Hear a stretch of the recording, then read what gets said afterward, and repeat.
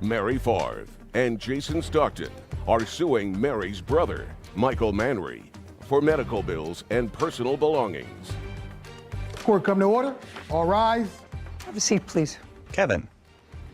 Hello, Judge. Case 2117, Favre Stockton versus Manry. Thank you, Kevin. Mr. Manry, this is your sister. Correct. And that is her. Fiance. And you have a son who is 19. Yes, Your Honor. How many other children do you have? I have 3 altogether. How old? One is almost 30, the other one is 18, and then I got the 19-year-old, which one here. Okay. And your son, who is now 19, is the subject of this case. Who had custody of the children?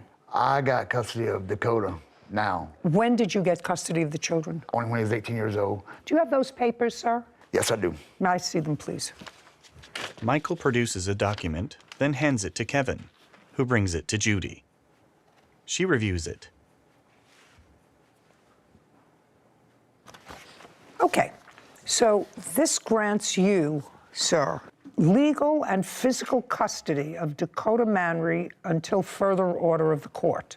So what this case is about now, and I assume from what I've read, that Dakota has certain special needs. Yes, ma'am. And because of his special needs, he is unemployed. Did he finish any sort of a high school? He graduated. He graduated from Yes. high school? Yes. Did he go to a special school? He went to a regular school, but he was in special education. And when he graduated, did he graduate when he was living with you? Yes. Okay, so this is what your case is about. At some point, according to you, you have a niece. And your niece wanted to have Dakota come and stay with her for a couple of days. You were at the time, according to your answer, sort of in between residences. You were evicted from one place and going someplace else? I was in the process of moving. I got my niece to go with me to, ask her if she'll bring me to go get Dakota by my cousin's house. And she said, sure. Okay. Dakota went to live for a few days, at least, at your niece's house. No, not live there. No, not live there. No, ma'am. Well, he was there overnight. He was over there overnight. How many nights was he there overnight? I think about maybe a week. I was supposed to be Okay. 3 days. So he was there. Yeah. During that time, you, who are his aunt, Yes, ma'am. went to your niece's house and you saw Dakota there. Yes, ma'am. And according to you, became concerned because, according to you, it looked like he hadn't showered in a week. He was in dirty clothes. He just looked awful. So you decided to take him to live with you. I asked him, I said, do you want him to the house to stay, a little while, where he can eat and all that, because he looked like he hadn't ate either. Okay. Well, this is what your case is about. You decided to take him, didn't discuss it with his father. During the time he was with you, he had some expenses. You want his father to be responsible for those expenses, and you want his father to return certain of his personal property. That's what the case is about. Yes, ma'am. Okay. First, let me deal with all things legal. I have an order here dated January 21st, 2021, which grants physical and legal custody of Dakota to his father. Do you have any subsequent order granting you custody or guardianship, is my question. I have power of attorney. That is not the same thing. Can I see what they have? Power of attorney when I didn't give her permission. I got custody. Okay. Jason hands a document to Kevin, who brings it to Judy. She reviews it. Okay, this was signed by Dakota, so he's giving you legal power to act on his behalf. Yes, ma'am. Now, Dakota, by signing this power of attorney, he's saying that I am a whole person, and I give you the right to make medical decisions for me if he can't do them. It's a general power of attorney in case he becomes unable to make decisions on his own. This is an order of custody. You have power of attorney. Power of attorney suggests to me that Dakota wants to emancipate himself from his father, wants someone else to act on his behalf. It becomes a complex question because if Dakota has special needs and if he can't act on his own, and a court has already ruled that his father should have custody of him, either you have a power of attorney and he's emancipated, in which case his father's not responsible for any of his medical bills, or this is invalid because he can't sign a power of attorney because he doesn't have the mental capacity to understand all of the implications of this power of attorney. Now, your nephew was in special classes. Yes, ma'am. And do you know what the nature of his disabilities are? Fetal alcohol syndrome. Is that his diagnosis, sir? Yes, Your Honor. He had, according to you, after you took him from your niece's house, and you do acknowledge you took him without his father's permission. Yes, ma'am. Yes, ma'am. We was not talking, me and him. It doesn't make any sense if you were And so talking or not. I didn't have his number, and I asked Dakota, I said, text your daddy to let him know you're coming with me. Dakota said, and he showed me where he texted Michael. Now, I don't know if it was on a different Facebook page. No, it's your responsibility to notify his guardian, who has custody, that you have taken physical custody of him. Right. And when did you take physical custody of him? Give me the month, day, and year.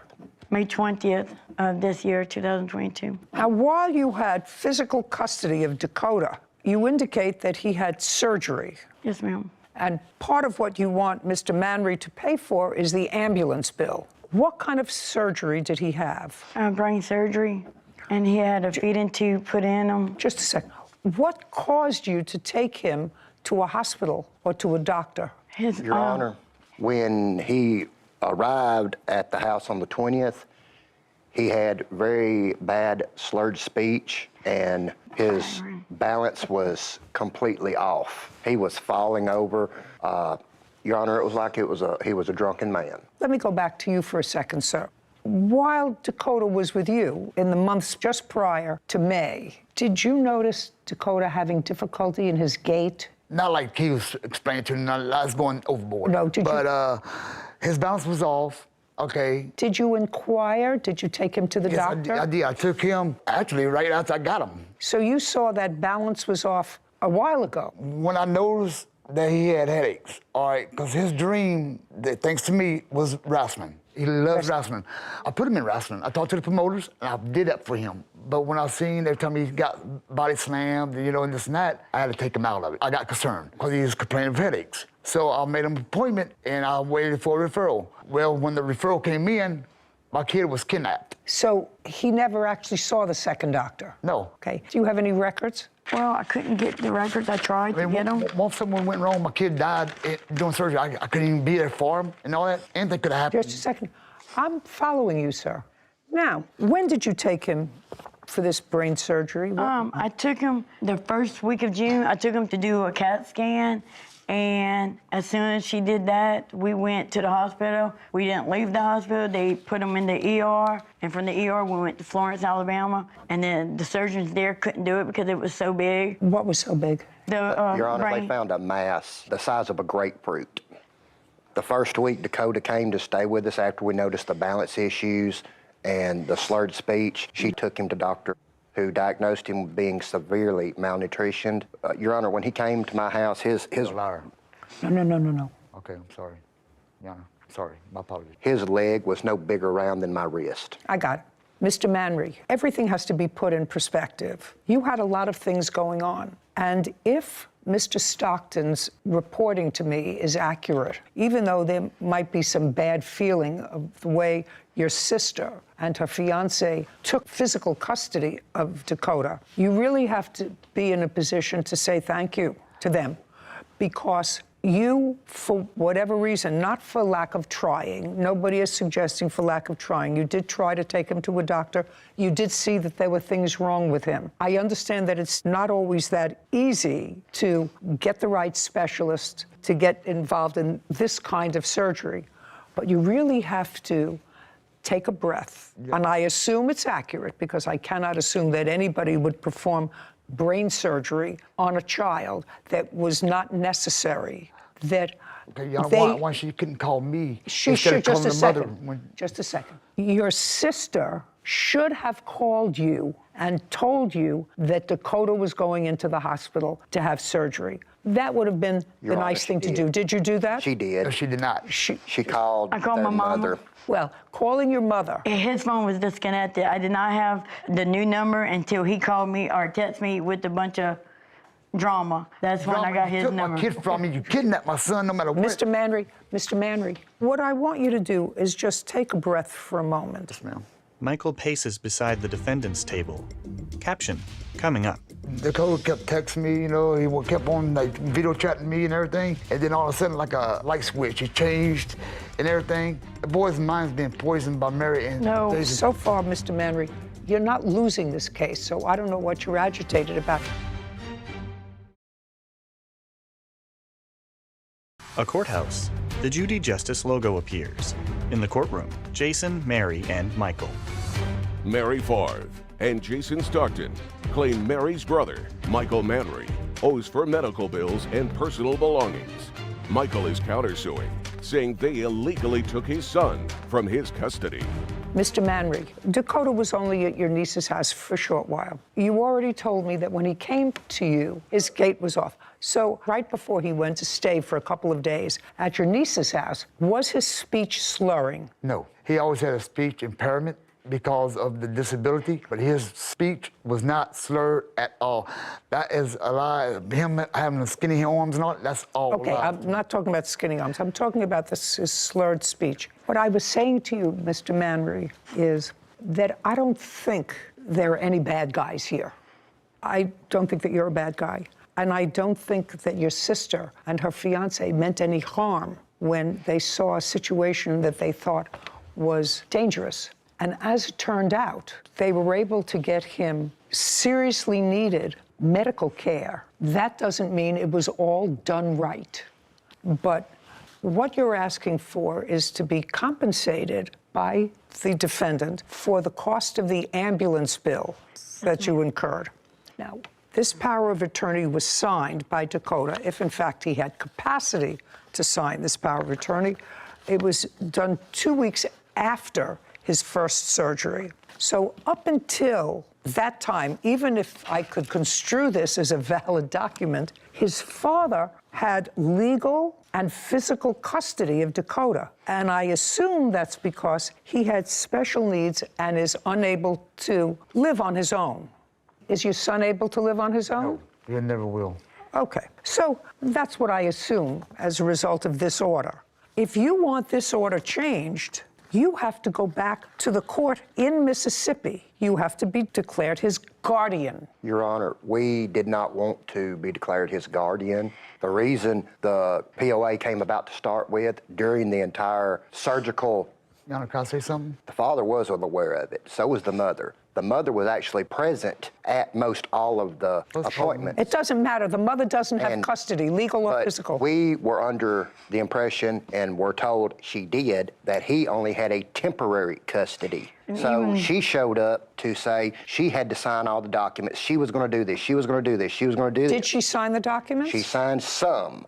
Then under social services directions, Mary was informed she should go after a power of attorney. It was discussed with both Dakota and her.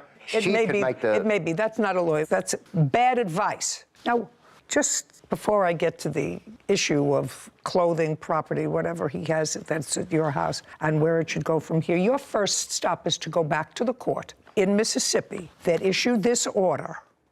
Yes, ma'am. And say to them, I need Dakota's law guardian. He'll be appointed a guardian for himself, independent of you, and they will interview him and they will do certain evaluations of him and determine where it is that he wants to live. But you have to do that in court. You can't do that ad hoc because you relied on his mother's statements that she had the authority to sign off on these things. She did not until this is changed. And if you want to change it, you are free to go in and try, and then Dakota will be interviewed and seen by a psychologist or a psychiatrist, and he'll have a medical evaluation and determine whether or not he is a person who actually requires guardianship. And if he requires guardianship, you can petition for that, and you'll have a trial. This is not that trial. Yes, ma'am. Did Dakota have Medicare? Medicaid. He had Medicaid. That would pay for the ambulance ride. Yeah, I just want to know if he had Medicaid. He did. I did give them the Medicaid number, and they keep sending me a bill, and I called them, and they said because it's a different state, it's not covered. It doesn't matter. Tell them to send their bills to his father. Tell them that you do not have custody or guardianship of this child. His father has custody, guardianship, and this bill is not yours. The bill is going to Dakota. They're going after Dakota for it. His Medicaid didn't pay for it. They may be going after Dakota for it. They will be very smart seeking payment from people who can pay them, which is his parents. Right now, you're not legally responsible to pay for his ambulance bill. The only person who might be legally responsible for it is his father, and that will be up to the ambulance company to do. This is not your responsibility at all. So discount the ambulance bill. Next to Dakota's things, you want property that he has in his father's house. So let me go back to you with regard to my statement to you 4 minutes ago. You have to have this custody order modified. You have to go back to the same court that issued a legal and physical custody order of Dakota to his father and say, we would like guardianship of him. He wants to stay with us. He's 19 years old. He will be interviewed. He'll be analyzed. And if at the end of the day you get guardianship of Dakota, then his father may or may not turn over whatever property he has. Dakota's never worked. So whatever property he has was either purchased or given to him by either his mother or his father or other relatives. A lot of it was his mom that paid for the stuff. I don't know that. No, the bottom line is why all this balls down through yonder. So far, Mr. Manry, you're not losing this case, so I don't know what you're agitated about. You're not losing. You're not losing. What I'm telling the plaintiffs is that if they think that they can provide a more pleasant, stable environment for Dakota, they have the right to petition for guardianship of him. Now, it would be in Dakota's best interest long-term if he were to have contact with both his mother and his father. Contact. I'm not saying live with. Mother, father, and his aunt, and his soon-to-be uncle, as soon as you make up your mind and give her a ring. It's in his best interest. He needs the largest community that he can. I agree. Okay, we're going to stop throwing barbs because that only serves to inflame already raw emotions. Caption, coming up. I want you to say, I am angry that I wasn't consulted in this massive surgery that your son had, but I'm grateful that it was done, because if it wasn't done, in all probability, he wouldn't be here. You just have to think about that.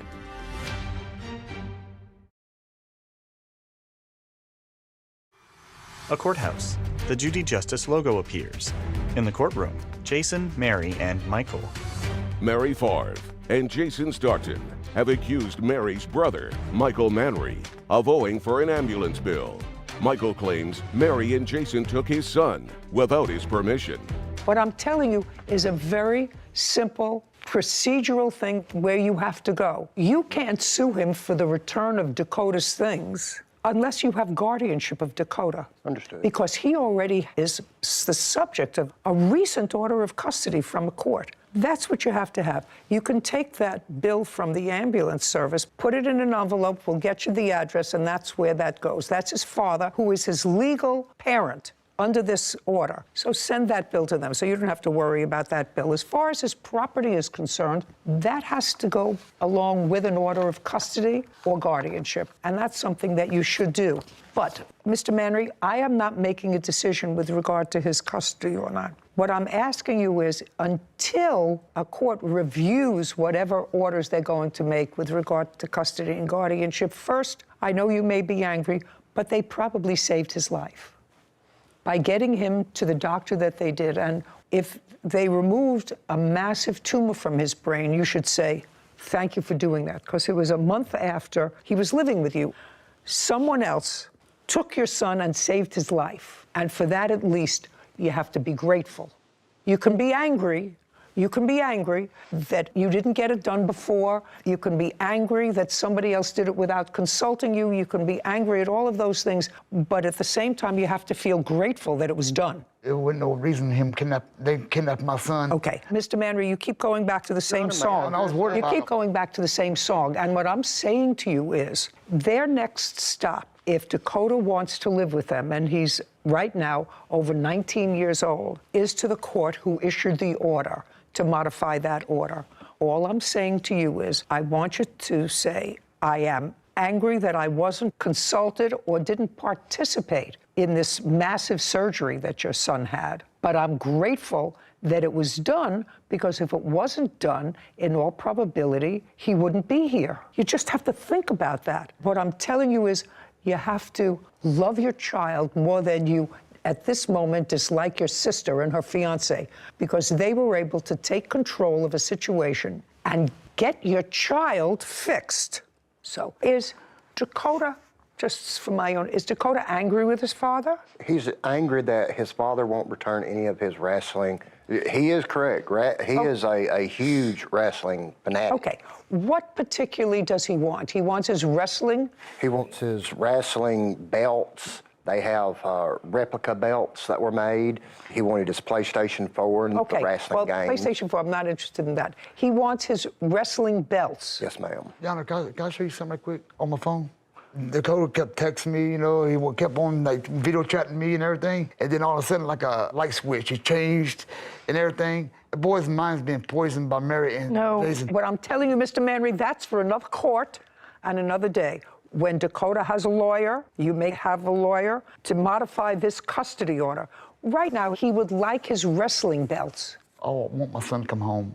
Okay, then I strongly urge you to go to the court, file a petition against them for custodial interference, or you go to court and file an application for guardianship of Dakota, which is a much more positive thing to do, and let a court that has the social work services, the psychiatric services, evaluate Dakota and figure out in whose best interests are we supposed to place faith. And I think if he is a thinking young man, and you told me that he is because he wants these things that are important to him, he should be able to have a say with whom he lives. Now, you have my ruling. Your next stop, folks, is to modify the order of the court in Mississippi that gave his father custody, physical and legal custody of him. You have to petition for guardianship.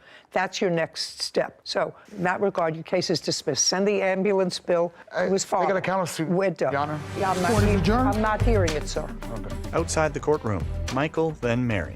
I did everything I can for my kids, and My brother, he said nothing but lies. when somebody takes your kid without your permission, But, you know, that's him. I mean, that's what he does. you don't know where they're at, and you're going crazy because you don't know where your kid's at. That's kidnapping. I should get a thank you out of it, but he's not going to do that. I want my son to come home to his daddy because I love him very much. That's my son. It's about him. It's not about her. It's not about her and her brother. It's not about me and her brother. My son, I love him. I'll do anything in the world for him. It's about Dakota. In her chambers, Judy with Sarah. So you didn't listen to the defendant's counterclaim back there for emotional distress for, I believe it was $3,500. I would have given that to him. I don't think anyone was acting maliciously in this case. Like you said to the father, he should be grateful that his son is alive and his sister took action when he might have been stumbling a little bit. But that's what that cause of action is for, when someone takes an action that was legally incorrect. And here, the plaintiffs had no legal right to take him to get that surgery. I agree that he should have had it and it all came from a good place. However, when you take an action that causes somebody else such severe emotional distress, and I would consider taking someone else's child in for the riskiest surgery that probably exists, qualifies as causing some severe emotional distress. So I probably would have awarded him that if I was ruling. Well, so let me give you the reason that I didn't bother to hear it.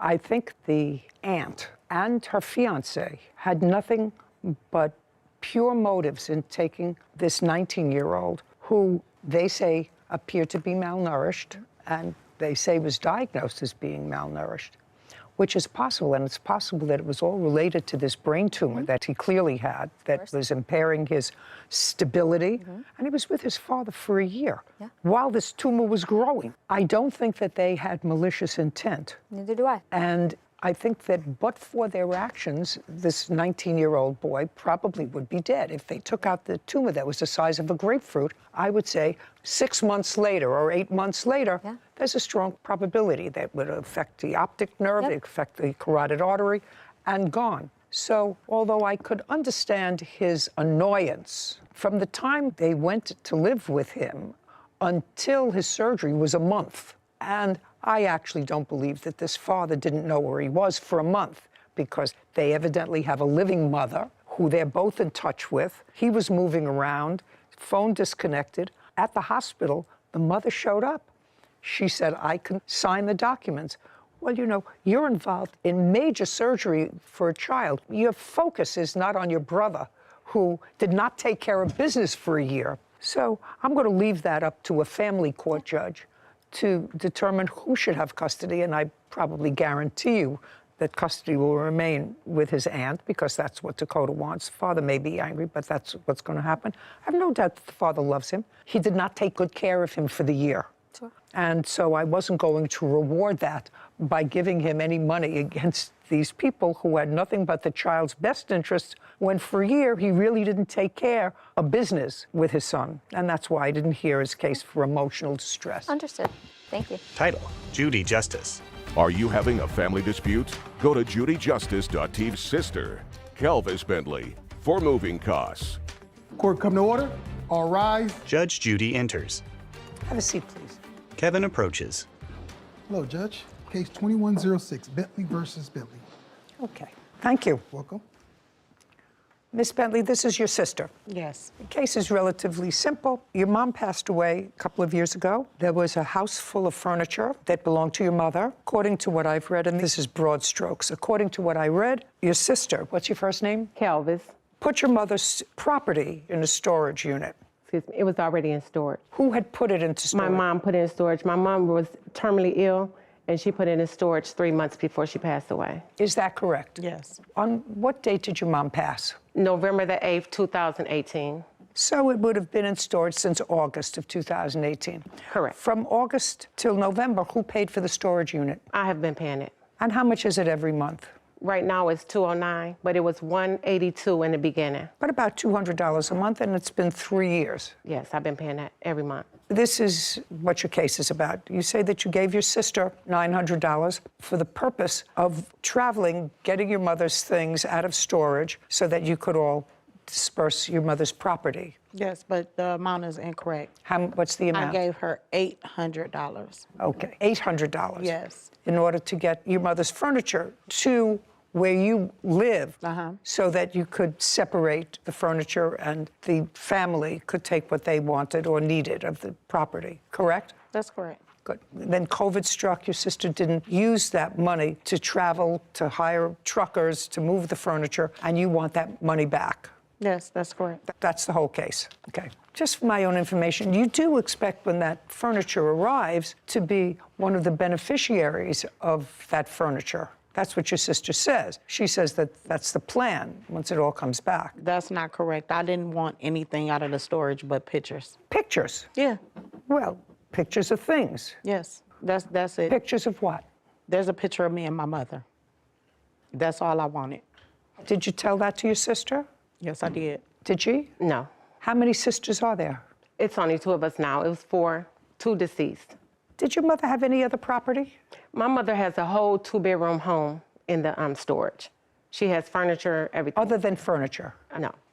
Clothes, pictures, yes, things like that, yes. Is there any property in that storage unit that you want? Well, I'm holding her stuff because it's sentimental. I mean, I can get it, I wouldn't mind having it, but it's really, she got a lot of sentimental stuff in there, so that's why I've been paying. Furniture? Yes, furniture, clothes. Furniture. Pictures, everything, Okay. Yes. How far away is the storage unit from where you live? It's in Charlotte, North Carolina. How far away? 10-hour drive. We stay in Michigan, and the storage is in North Carolina, Charlotte. Anybody that you know live there close to the storage unit? My aunt and my cousin does. And this picture that you want, do you know where it is? It's in the photo album with the rest of the pictures. And other than that one picture in a photo album, you don't want anything else, any of the other property? No. You two are the heirs, is that right?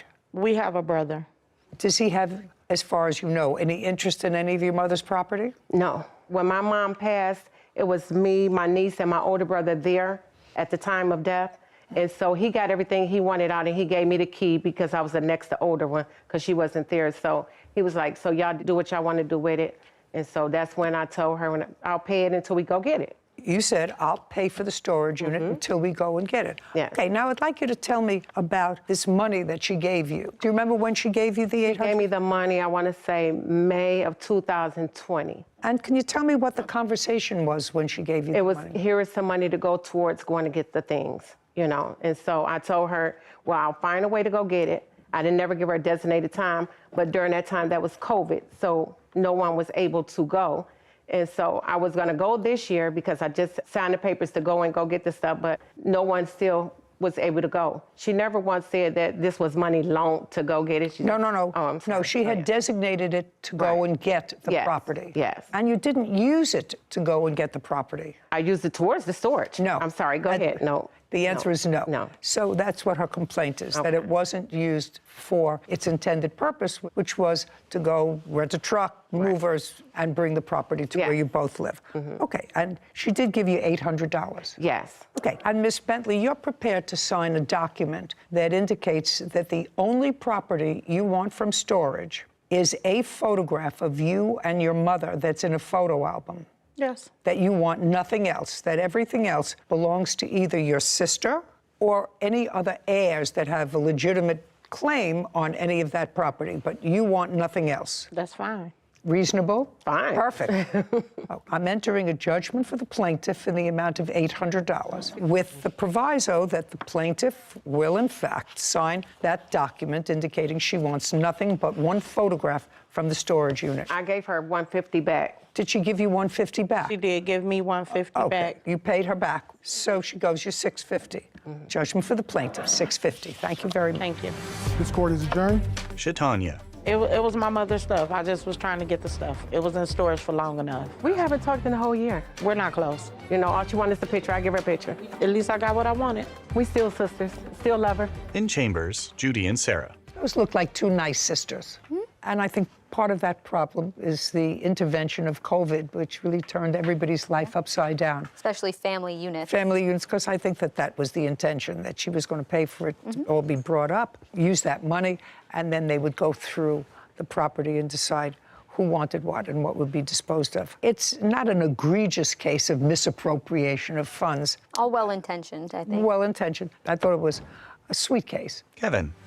Case 2111, Banks versus Mitchell. All parties, please step forward. Queen Vanessa Banks is suing her former friend, Fulton Mitchell, for an unpaid loan and stolen money. Miss Banks, what kind of work do you do? I'm a city contractor for the city and county of San Francisco. How long have you been working for the city of San Francisco? 30 years. You a full-time employee? No, I'm a contractor, so I'm used as needed. Well, in the last month, how many days have you worked? Like around 40 hours the whole month. How do you support yourself? I'm on disability. How long have you been on disability? Since roughly like around February of 2022. When you applied for disability, were you originally rejected or did they accept your claim? I was rejected 3 times, actually. So when you started collecting in February of 2022, you got a big check for back disability. Yes, ma'am. I know my business. How much of a check did you get? I got $7,000 the first time, and they just submitted me like $8,000 a month or two ago, and then there are some more coming. It ain't all came yet. They advised you, because you were rejected, as you said, 2 or 3 times, that there would be a total amount coming to you. You got a letter from the administration. Yes, ma'am. Yes. And what is the total amount that they told you you would be receiving in increments? I think it was like $18,000. And you had a lawyer at the appeal. Yes, ma'am. Now, when you applied for disability, did you say that there was no kind of work that you could do? Caption. Coming up. I'm jaundiced. I know that people put money in somebody else's bank when they want to hide it from the government, creditors, a spouse looking for support, all what I would call nefarious reasons to put money in somebody else's bank.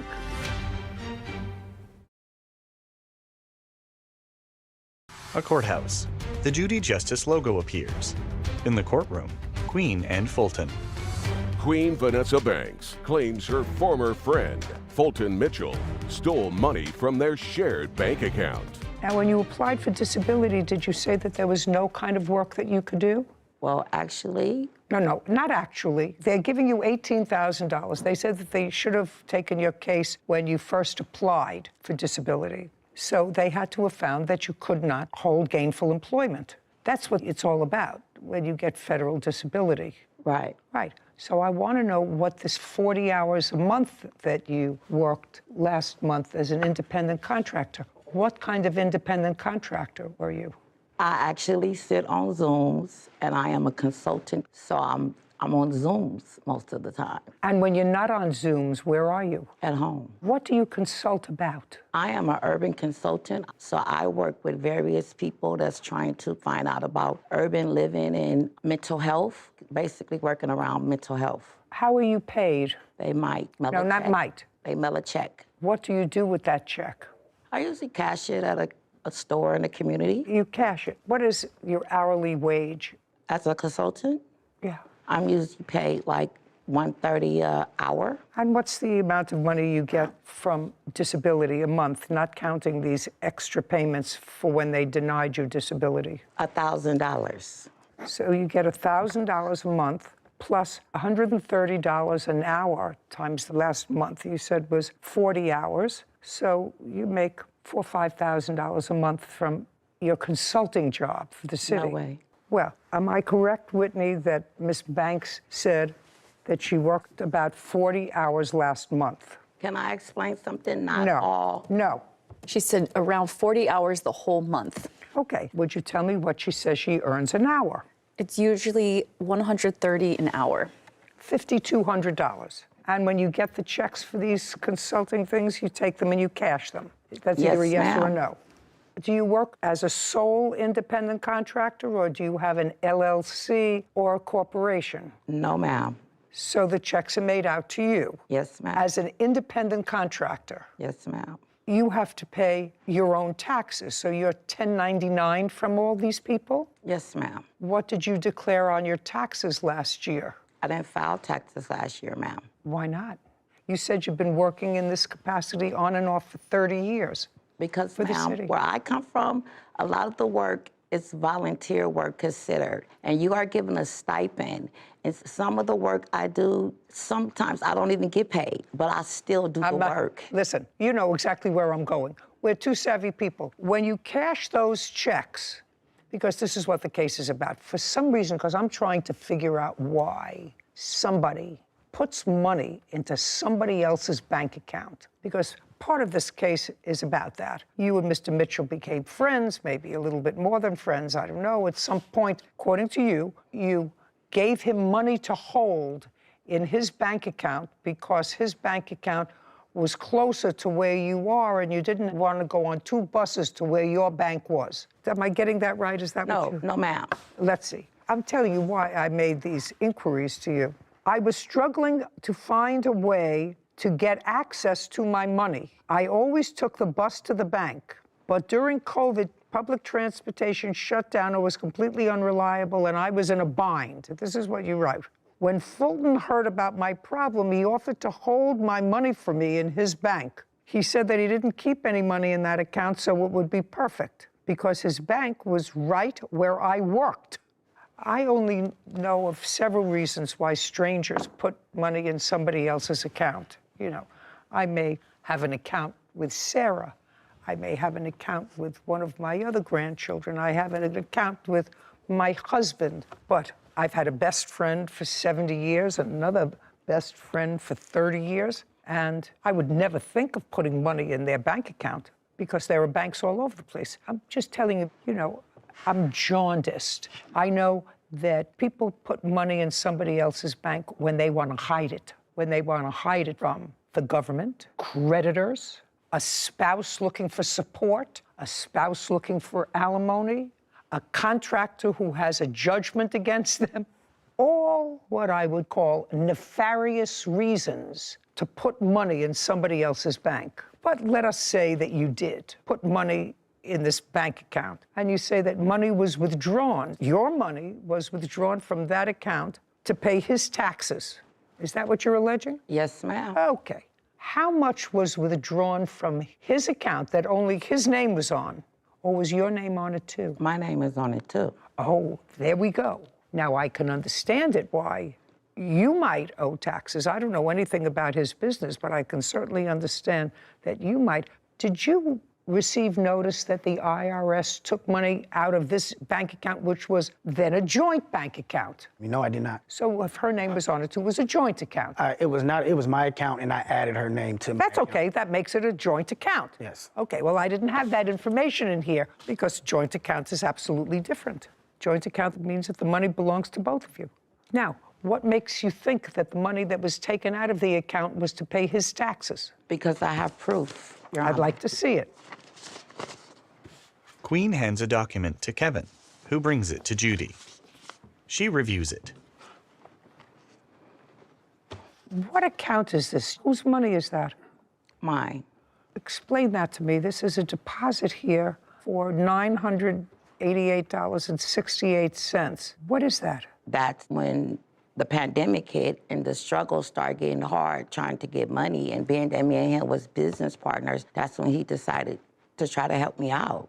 You know, I neither have the time or the interest to hear about the nuances of this stuff because I don't have the wherewithal, either emotionally or structurally, to figure out the whole scam. I haven't figured it all out yet, but I'm beginning to figure it out. So you deposited $988 and then withdrew at some point in May. That was on June 9th. I don't have the rest of it here, but you withdrew $1,600 from that account on May 25th. Do you remember what that was for? May 25th?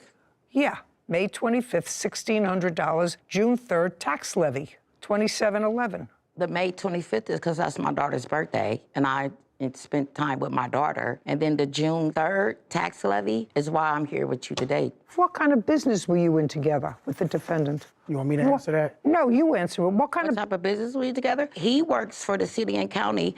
I'm a grassroots organizer, so I work within his organization so that we can do things together. That's not true. Your Honor, I have proof. I do work with his organization. I'm putting on a Halloween event. I don't care. His logo on Let's there. understand each other. I don't care because something doesn't smell right for me. And if something doesn't smell right with this nose, it's usually accurate. Usually. Caption, coming up. You said you took out $1,000. When and for what purpose? I took out the $1,000 and I gave it to Miss Banks. That's not what you said. What did I say, Mr. It's not what you said. It's not what you swore to. Queen grins. A courthouse. The Judy Justice logo appears. In the courtroom, Queen and Fulton. Queen Vanessa Banks is suing her former friend, Fulton Mitchell, for an unpaid loan and stolen money. When someone puts money in somebody else's bank account, it's because they're trying to somehow shield that money from some sort of scrutiny. If your only source of income, which you would like me to believe, is this $1,000 from disability and the $18,000 that you're going to get for retroactive disability. She was on some other kind of services also. I don't know whether it was SSI or something. When she first came to me, she wanted me to hold the money and put it in my account because she didn't want it to mess up her money. That's not true. That's not true, Your Honor. He started helping me in 2019. In 2020, he asked me for a loan to help one of his daughters of $1,900. We were both trying to start up a business. We didn't know the pandemic was going to come, Your Honor. We was trying to start up a business. I've never tried to start up a business. Just a second. Your Honor, I got proof because he lying to you. Just a second. I don't care that you were starting a business. It doesn't make any difference to me. It really doesn't make any difference to me. You had a joint account, and the IRS took money out of that joint account. Was that your tax debt? I don't know. The answer is you don't know. Okay, well, this says that it was the levy from California Franchise Tax Board was against Fulton W. Mitchell. That's me. That's what it's... I asked her to show me that. I said, prove it to me. No, she never showed me that ever. Okay, so my question to you is, sir, because you have to pay your own taxes. Yes, ma'am. Right? You would acknowledge that this bank account had only her funds in it? No, it had my funds in there, too. Show me any deposits that you made into this account. Well, I had money in there way before I put her money into my account. It's been my account for over 10, 15 years. What I want to see, Mr. Fulton, yes, is any place where you deposited $27.11, because that's what they took out. No, I didn't deposit $27.11 into that account. Ever? No. Okay, good. This responsibility is yours. You would acknowledge that it's yours? Yes. Okay, so that's $2,700, which you in fact owe her. She probably owes IRS or the state of California more money because I'm not sure that they know where all this money is going. Did you take any other money out of that account? No, ma'am. Yes, you did. You took out $1,000. You acknowledged you took out $1,000 by accident, you said, sir, and you said you paid it back. She got it back. Okay, well, That's then not don't true, say, Your Honor. shh, don't speak. Got into enough trouble, right, so far? You said you took out $1,000. When and for what purpose? I took out the $1,000 and I gave it to Ms. Banks. That's not what you said. What did I say, Ms. Judy? It's not what you said. It's not what you swore to. You said, there was a time when I accidentally withdrew $1,000 from the account that belonged to Vanessa, but I paid her back in June 2022. There you go. I said, what do you mean, there you go? I said, when did you take money out of her account? That was the only time I took the money out. Well, tell me about it. Vanessa started harassing me. She started showing up to my job and just doing all kind of stuff, so I was just trying to get rid of her. And? So I took the money out and gave it to her, and I'm... Just a second. Put your hand down. Don't you understand what you signed? Yeah. You said I accidentally took money out of her account, but then I gave it back to her, because if you accidentally took it out, it means it didn't belong to you. When did you accidentally take it out, and when did you give it back to her? I took out the money, and the money was given to her. That was it.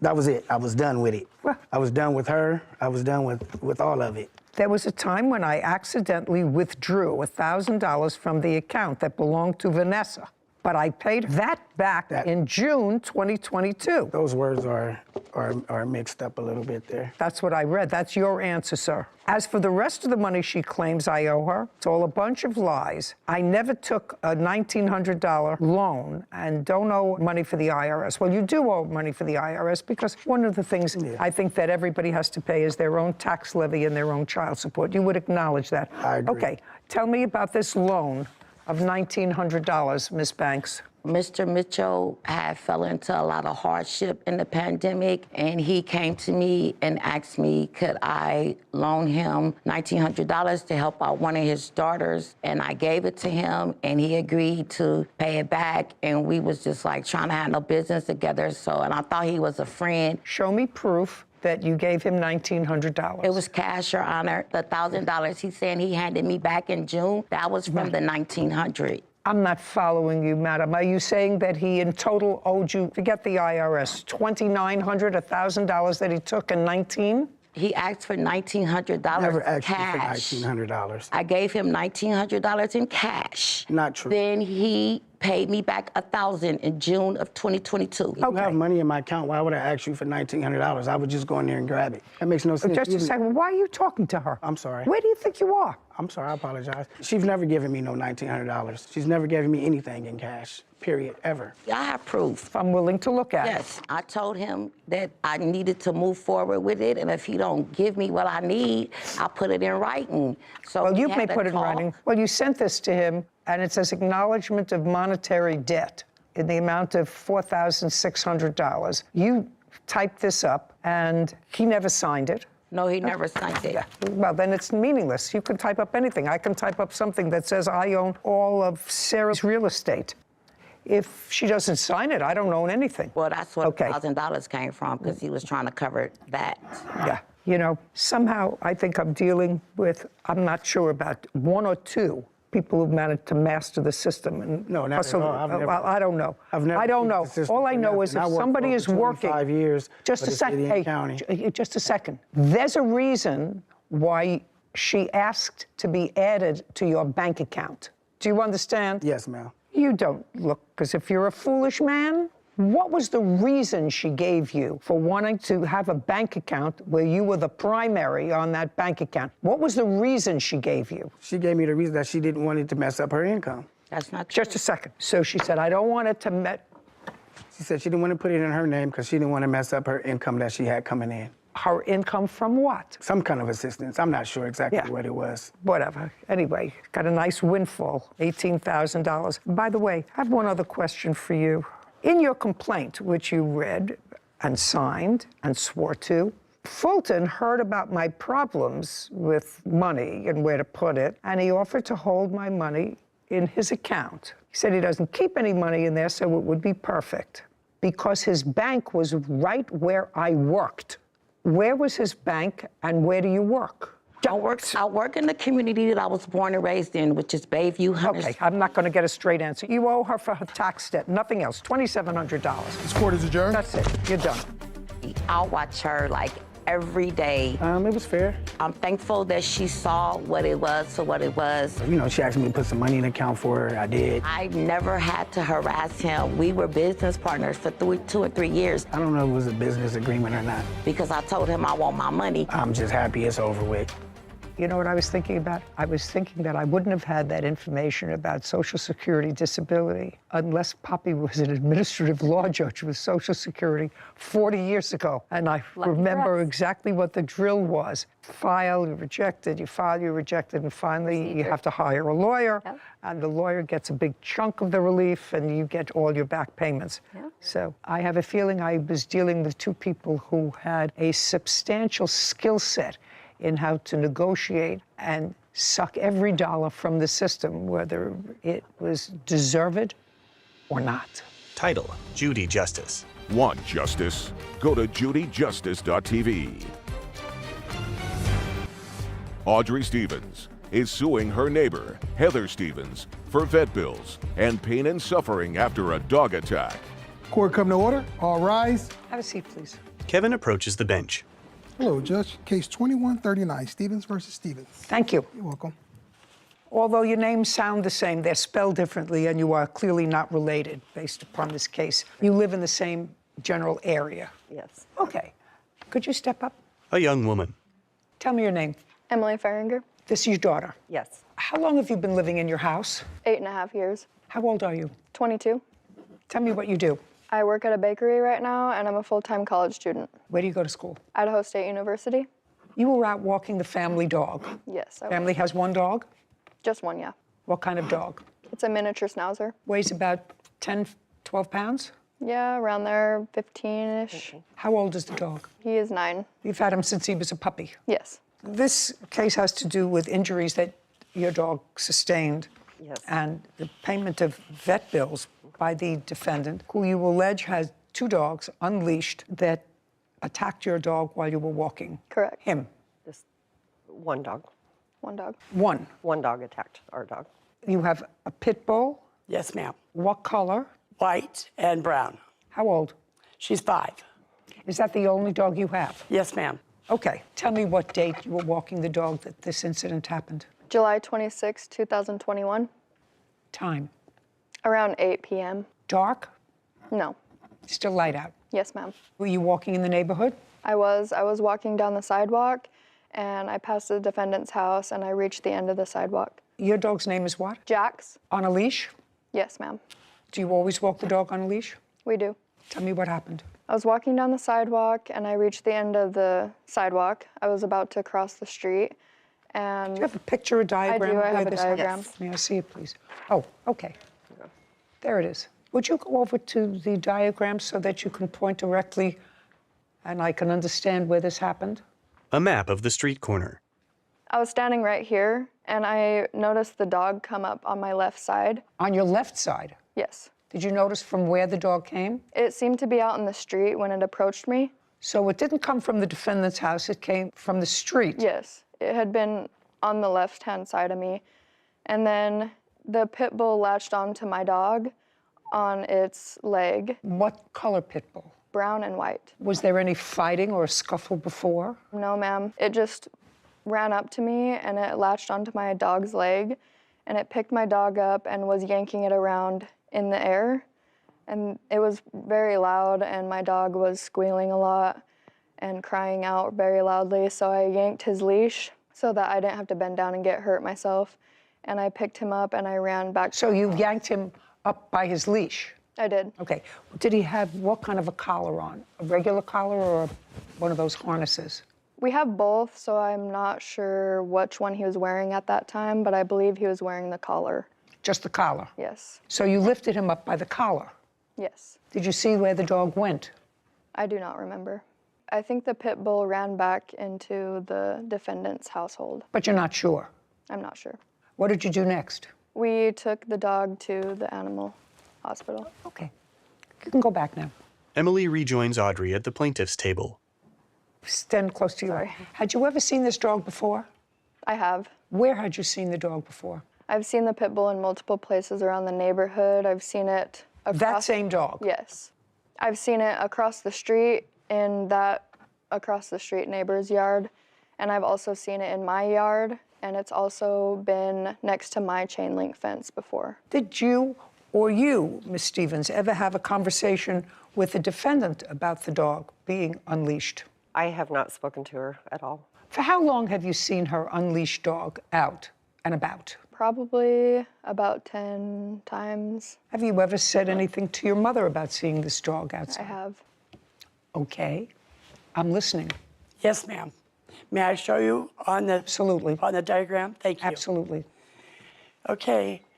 First of all. Don't tell me first of all. Okay. Were you there at approximately Yes. 8 p.m. Yes, I on was. July 26th? Correct, I was. Okay, where were you? Show me where you were. I was right here. I was loading a fridge into my home. I had my dog right here in the middle of the driveway, chained to the fence, okay? She came from across the crosswalk here, because I have a witness as well to show. She came from the crosswalk with her dog in front of her. She came across right into my driveway, the dog went into my driveway, and my dog went up to her and they began to fight. You're going like this. Yes. You're going like this. I don't want you to go like this. Okay. So your dog was on a chain. Yes, ma'am. A chain that extended almost to the end of your driveway. Correct. So show me exactly with your finger. Okay, yes. Where you say this confrontation between the pit bull and the schnauzer took place. Right here, ma'am. Well, you're pointing to about a foot. Well, now you keep moving your finger. Right here. Heather points at the end of her driveway. Caption coming up. You know that I don't believe that your dog hasn't been out and about in the neighborhood, unleashed. No, ma'am. I don't let my dog off a leash. We do have pictures of the dog as well, if you'd like to see those. Oh, do you? We Yes. You mean out and about? Yes. I'd like to see that.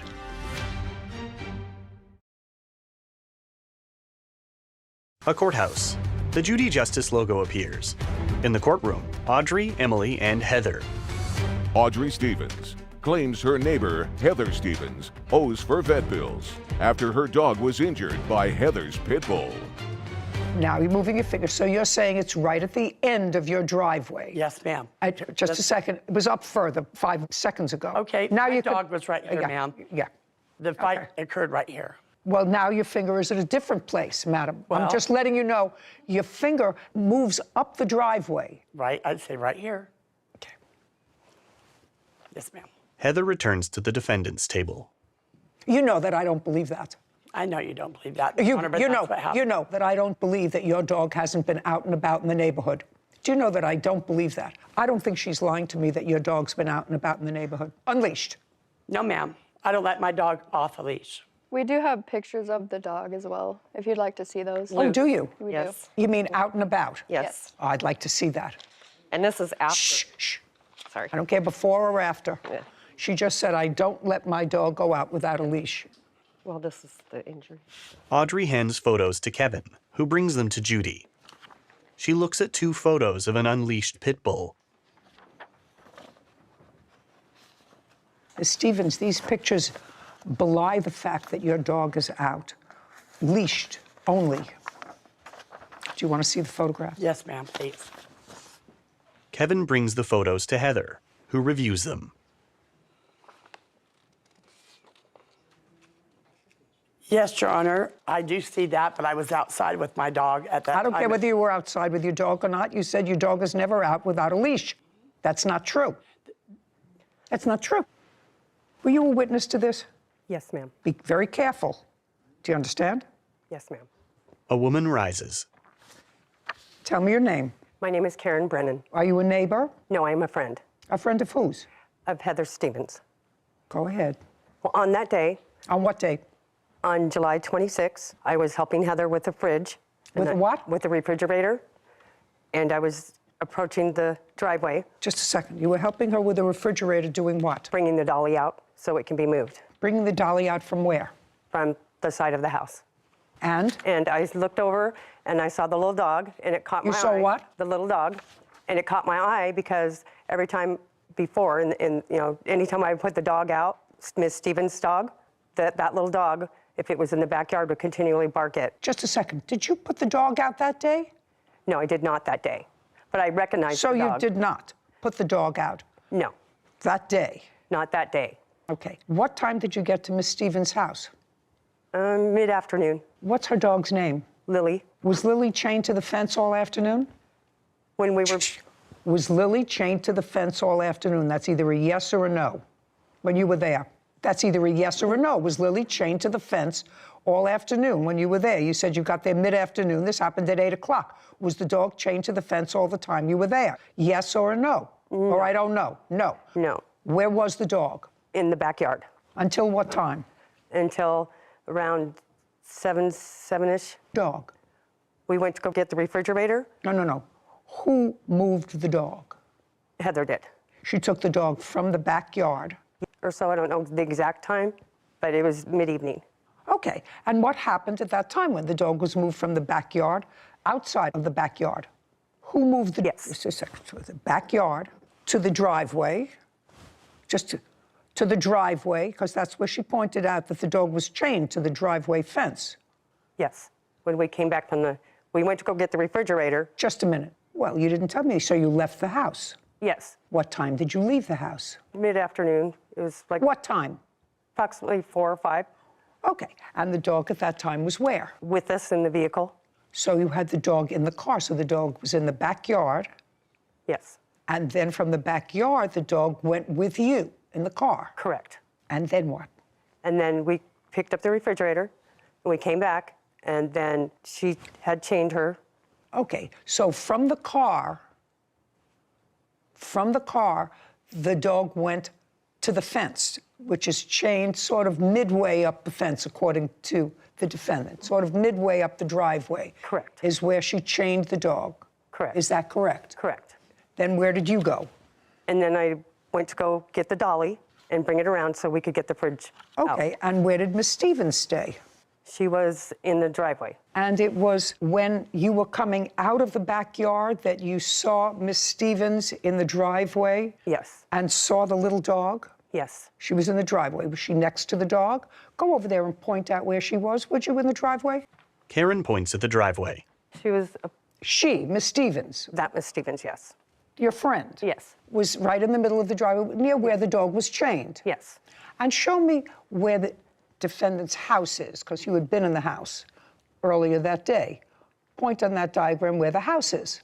Right here. Where it says defendant. Yes. That's the whole house. And where's the front door? Right here.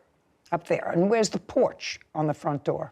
Right there. Okay. Now, that's not where she was. She was in the driveway. Correct. Okay, now go back. Now I'm going to read to you what your friend Miss Stevens wrote and swore to in her answer. I was standing on the porch, maneuvering the fridge inside, and I saw a little dog sniffing around and walking up my driveway. She said she was on the porch. Well, she was back. That's where she said she was, on the porch. I know the plaintiff's dog is a barker since it has come to the backside of my property and barked at my dog through the fence. The dog walked all the way up the driveway to where my dog was. Now, you want to think back? Miss Stevens says she was standing on the porch. You were very certain she was standing mid-driveway right near her dog. Which one is it? Well, we were trying to maneuver the fridge, so we were back and forth. No. Which one is it? Was she on the porch, which is all the way at the other end? Yes. Or was she mid-driveway? Mid-driveway. She was mid-driveway. So Miss Stevens lied when she said she was on the porch. Caption, coming up. I didn't look at a police report. I listened to you. Yes, Your Honor. And I listened to your witness. Yes. And you and the witness that you brought told two divergent stories, two totally different stories. She was your witness. Heather's eyes widen. A courthouse. The Judy Justice logo appears. In the courtroom, Audrey, Emily, Heather, and Karen. Audrey Stevens, is accusing her neighbor, Heather Stevens, of losing control of her pit bull. Heather claims Audrey's dog ran onto her property. So Miss Stevens lied when she said she was on the porch. That's what she says in her answer. I was on the porch when this happened. You understand? Do you understand? Yes. Sit. Karen sits. Can I see your vet bills, please? Your Honor, I have video of my dog. Can we present the video that I have brought? You mean for that day? Yes, ma'am. No, not for that day. No, not for that day, but just to show you that my dog is not vicious. That she likes to play with little dogs. Clearly not on this day. She didn't like to play with other dogs. That dog is constantly barking at my dog in the backyard, and that's the only. My dog loves dogs. I have obedient records. Miss Stevens. Yes. I want you to understand something. Yes, ma'am. Whether the Schnauzer is a barker or not a barker, I told you, I didn't believe you when you told me that her dog was off leash. I didn't believe that. Either you or your witness lied. I don't know which one. So I'm going to have to assume it was your witness. Do you want me to assume it was your witness or you? One of you lied. She says you were in a totally different place. She was coming out from the backyard. That's where she was. She had gone to get the dolly. You said you were maneuvering the refrigerator up on the porch. Yes, ma'am. Well, who is telling me the truth? You want to tell me? It was a very hectic day. It was a very hectic day. Yeah. And I have photographs of your dog, despite the fact that you tell me that your dog is never off leash, always on leash. I have 3 photographs taken 3 different times of your dog being off leash. Now, there's no question that your dog caused the injuries to the dog. This has been going on for over a year in court. They dismissed it in criminal court, and there's a reason why they dismissed it. Just a second. Yes, You're going to try to tell me why they dismissed the case in criminal court? You have a document? I mean, I understand that they filed a criminal case against you. There was a criminal case that was dismissed, Your Honor. That's okay. That has nothing to do with this civil proceeding. You know, somebody may not want to put you in jail because you let your pit bull roam around without a leash. Somebody may not want to put you in jail, but you are clearly responsible for this dog's injuries. You are. If you have a pit bull, and pit bulls can be dangerous dogs, they can turn on a dime and cause serious injury. Pit bull lovers, I don't want to hear from you. I've been going through it for 25 years. Some of them are nice. Some of them are not nice. But when they're not nice and they turn, they have configurations that can cause a great deal of injury. One killed a woman who was babysitting for it. I understand you. So you do understand. I believe, may I say something? I believe that a dog is how it was raised, okay? I've raised that dog from a baby.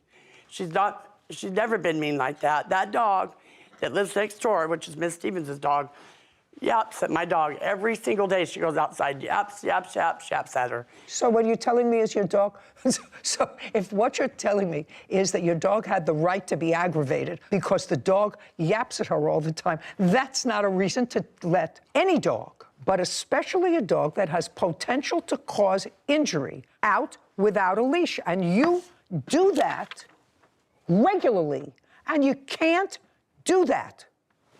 Your Honor, can I also add that I did have a brief interaction with Miss Stevens on the day that it occurred, and it seemed like she did come out of the street with the dog. I don't believe she was in the driveway. She offered help for me. She did? Yes, before I went home. And where was not she? To interrupt, but we also have video of her acknowledging fault with the officer's body cam video. What is that? They have a body cam on when he was talking to her when she said she's really sorry and she's going to pay the vet bill. Oh, may I see that, please? Body cam footage. Getting ready to take her for a walk. We were moving in a fridge. Oh, okay. And she jumped out of the car when she seen that little dog, because I was getting ready to get in the car and Gotcha. right on the corner here. Okay. So were they just across the street then? No, they were right here. They were just right here on the sidewalk. Okay. I'm going to pay the bill, I know, and whatever I got to do. Yeah, so she's down at the clinic now. It was a bite on her, on the shoulder, I think. On the shoulder? Yeah. Okay. And she was just protecting me. Sure. That's all. And I'll pay the bill. That you're responsible And I want to for, apologize. So. Sure. I feel bad. I do feel bad about it. I do love dogs. I'm a dog lover. And I do feel bad. And I believe she just said, the defendant just said that she was in the street when that happened. It was in my driveway that happened, Your Honor. I'm just saying, We want to be honest. Was your dog on a chain? My dog was on a chain, Your Honor. Another thing, I never got my side of the story added to that at all. It was all one-sided. The whole police report was one-sided, Your Honor. I didn't look at a police report, I have madam. one right here. Just a second. I didn't look at a police report. I listened It's to all your. one-sided. I listened to you. Yes, Your Honor. And I listened to your witness. Yes. And you and the witness that you brought told two divergent stories, two totally different stories. She was your witness. Yes. Easily confused, but she was your witness. And you should have prepared her better, consistent with what your answer was. Do you understand? Yes, Your Honor, I wasn't trying to... Very, very good. Okay. Pain and suffering, unfortunately, is not yours. If you had had injury to yourself, and I think that the law is a little crazy there, but we can gauge pain and suffering for an animal. Anyway, your vet bills were $435. Your Honor, we just added that just because, you know... I understand. Blatant disregard and the dog's still out all the time. Oh, no, excuse me. The total with tax was $441. Judgment for the plaintiff. Thank you very much. Thank you. This court is adjourned. Outside the courtroom, Emily, then Karen and Heather. It's been a struggle just because of how long it's been going on. It was a crazy day. The dog almost got to our dog's leg bone and broke it. Because the dog is always japping at my dog. It was pretty scary. So it surprised me that that happened. He was bleeding and everything. She's not vicious whatsoever. We ran him up to the hospital. The animal control never get in my house. I had a feeling that Judy would see right through her, so. I love dogs, and I felt sorry for the little dog. I'm happy about the settlement and how we got our money. Judy and Sarah. I'm not even going to get on my soapbox with regard to dogs that are potentially dangerous. There's no question that this lady has a dog that she's had from a puppy, and the dog has never caused her any difficulty. But there's also no question that she lets that dog out without a leash. I mean, they had proof of different occasions of the dog out and about. After this after this incident. After this incident. So you can, I think that's also a great lesson, that you can feel bad and be an animal lover and want to take care of the bill. But if you don't take any subsequent remedial measures to fix your bad behavior that caused this great deal of injury, then I don't really believe you that you feel sorry or that you're a dog lover. Because, well, that's an interesting perspective. Yeah, I mean, you knew what you had to do to ensure the safety of the dogs and other people in your neighborhood, and you chose not to do that. So after it had already had an incident. Exactly. At least one. Yeah. Title, Judy Justice. Want justice? Go to judyjustice.tv. Albert Lee is suing pilot instructor Ed Meyer for damage resulting from Ed moving his plane. Court come to order. All rise. Have a seat, please. Kevin approaches Judge Judy. Case 2145, Lee versus Meyer. Thank you. You're welcome. Mr. Lee, you are an amateur pilot? Yes, I was yes. And you owned your own plane? I bought it to train in, yes. When did you purchase the plane? In, I believe, April of 2021. Did you buy it new or used? I bought it used. What kind of plane is it? It's a Cirrus SR-22, 2010 type Golf. What did you pay for it? I paid $420,000 for it, I believe. Is there a mortgage on the... Yes, there is. How much? It's $2204 per month. You paid $425,000 for the plane? Yeah, I put a down payment on it. The outstanding balance is $347,000. The payment per month is $2,022. I don't need the payment per month. I just wanted to know what you paid for it and how much you put into the plane. Yes. The defendant is a pilot, licensed pilot, and he was giving you some training on the plane. Certified flight instructor, yes. It is your claim that at some point, you'll tell me when, that the defendant was operating the plane by himself. You weren't there, and he was moving it from one part of the FBO to another part, and he hit a cone and caused substantial damage to the propeller and the engine. And while you had, your insurance did cover some of it, according to you, it did not cover all of the expenses, and you want Mr. Meyer to be responsible for that. So it's a simple question. Mr. Meyer, do you remember the date that you were operating the plane when Mr. Lee was not there? Yes. What date? It was in April sometime. April of 2022? Correct. Do you remember the date, Mr. Lee? Yes. What date? It's April 22nd. Would that sound right? Yes. Okay. And from what I read in the papers, Mr. Meyer had in fact taken you out, but then the weather got bad. You decided that you would make your way home and that he would get the plane home when the weather was better. Correct. And that was on or about April 22nd. I flew home on a commercial flight the day before on April 21st. And you stayed with the plane. Yes. Now, would you agree, Mr. Meyer, that if in fact you hit an object with the plane, it would be your responsibility? Yes. Because it would mean that there was some sort of negligence involved. Right. And then there would be the issue of damages. Mr. Lee, you were not present when this incident happened. I was not. Not present. I was not present. I was able. No, you were not present. I was not present. That's the answer. Was this witness present? He was not present, but he was the one responsible for procuring the evidence on what happened and how the propeller was damaged. Who does he work for? He has his own flight school, and he also manages my airplane in terms of the maintenance and the upkeep. Okay. Could you step up, please? A man rises. Tell me your last name. Last name is Williams. Mr. Williams, were you charged with gathering the evidence to determine what happened to the plane on the 22nd of April? Yes, I was. And you're paid a monthly fee by the plaintiff to manage his plane. That's correct. Did you retain the defendant as an instructor, or did Mr. Lee? That was both decided by Mr. Lee and Mr. Myers to fly for him. But you He's did an not. independent contractor. At that. You did not have anything to do with, as the manager of the plane, you didn't have anything to do with selecting Mr. Meyer. I did select Mr. Meyer to fly with Albert. You did? Yes. Okay.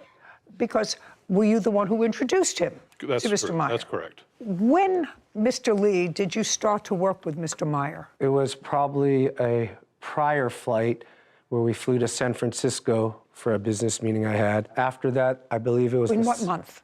Roughly about the same month. In April? Yeah, in so April. You didn't maybe. know him for a long time? No, not very long. I'm going to get back to you in a minute, Mr. Williams. Prior to the defendant, had anybody else been an instructor for you? Yes.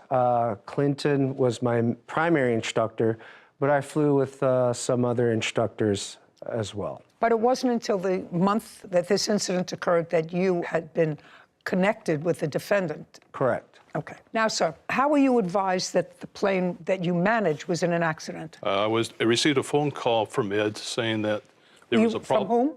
From Mr. Myers, that there was a problem with the aircraft after he taxied and did the run-up and returned the aircraft back to Signature in Las Vegas. We notified and contacted a... Did you ask, what you would usually ask is what happened? Yeah, what happened? Just a second, and what did he say to you? He said that he was having instrument problems with the aircraft and he wasn't able to take off, so he returned the aircraft. At that point in time, I contacted a Cirrus Service Center. I had 2 technicians go out and look at the aircraft, see what was wrong. At the time, the technicians found that they... Don't tell me what they found. Okay. You can't tell me what they found. It's hearsay. They send me pictures of the damage of the propeller. May I see the photographs? Clint hands a tablet to Kevin, who brings it to Judy. She reviews a photo of a damaged propeller on it. Okay, so that's a fresh damage. Correct. Can I scroll this? Yes, you may. Or it's just one? Okay, so you have a picture of that. You have a picture of the cone that has a slice in it. Correct, that's the object he hit. We also have a video showing the plane taxi and hitting the cone at the I'd like to see that as well. Okay. Okay, let's see what we got. As you can see where the... Just one second, Mr. Meyer, is that a fair and accurate representation of where the plane was before you moved it? It should be on the last, on the far left side of that Learjet. Okay. Footage of a small plane running over a traffic cone, then dragging it. Oh. Mr. Meyer, do you see that you went over a cone? It's interesting. I didn't even notice there was a cone. You may not notice it, but you see it now. Yes. Okay. Caption, coming up. Your hitting of the cone caused damage to that plane. I mean, you're not talking about flying a 747. You're talking about a little single prop plane. Yeah, they like those planes you put together, we used to put together with rubber bands. I wouldn't put my behind in one of those planes for all the money in the world. Whitney grins. A courthouse. The Judy Justice logo appears. In the courtroom, Albert, Clint, and Ed. Albert Lee claims pilot instructor Ed Meyer is responsible for damage after Ed moved Albert's plane. Okay. In all of my years of flying, which is pretty significant, I was an airline pilot too, I've never, ever experienced that in my life. Okay, but you see it now. Yes. It's not an on purpose. It's, you know, that's why they call them accidents. We don't mean for them to happen. Right. We don't mean for them to happen, but you do see that the plane did hit a cone. Right. Okay, and I have photographs of the cone that has a slice in it, and the same kind of slice from one of the propellers. Now, so that's conceded that Mr. Meyer did, in fact, hit the cone, which in all probability caused damage to the plane, caused damage to the propeller. Now, tell me about your insurance. The insurance covered the propeller. They covered the teardown of the engine.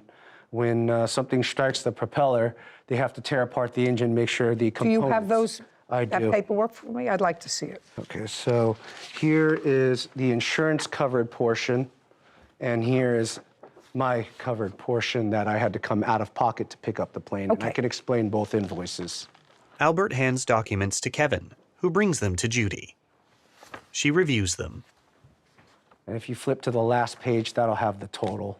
Insurance covered about 60-something thousand for the propeller and the engine teardown. Okay, so the damaged propeller, Mr. Williams, causes you to have to take apart the engine, fix the engine if there was damage to the engine. Am I correct? That's correct. The FAA requires anytime you strike an object with a propeller, the engine has to be inspected in the component parts. So they Component parts of the engine. Of the damage, potential damage of the engine.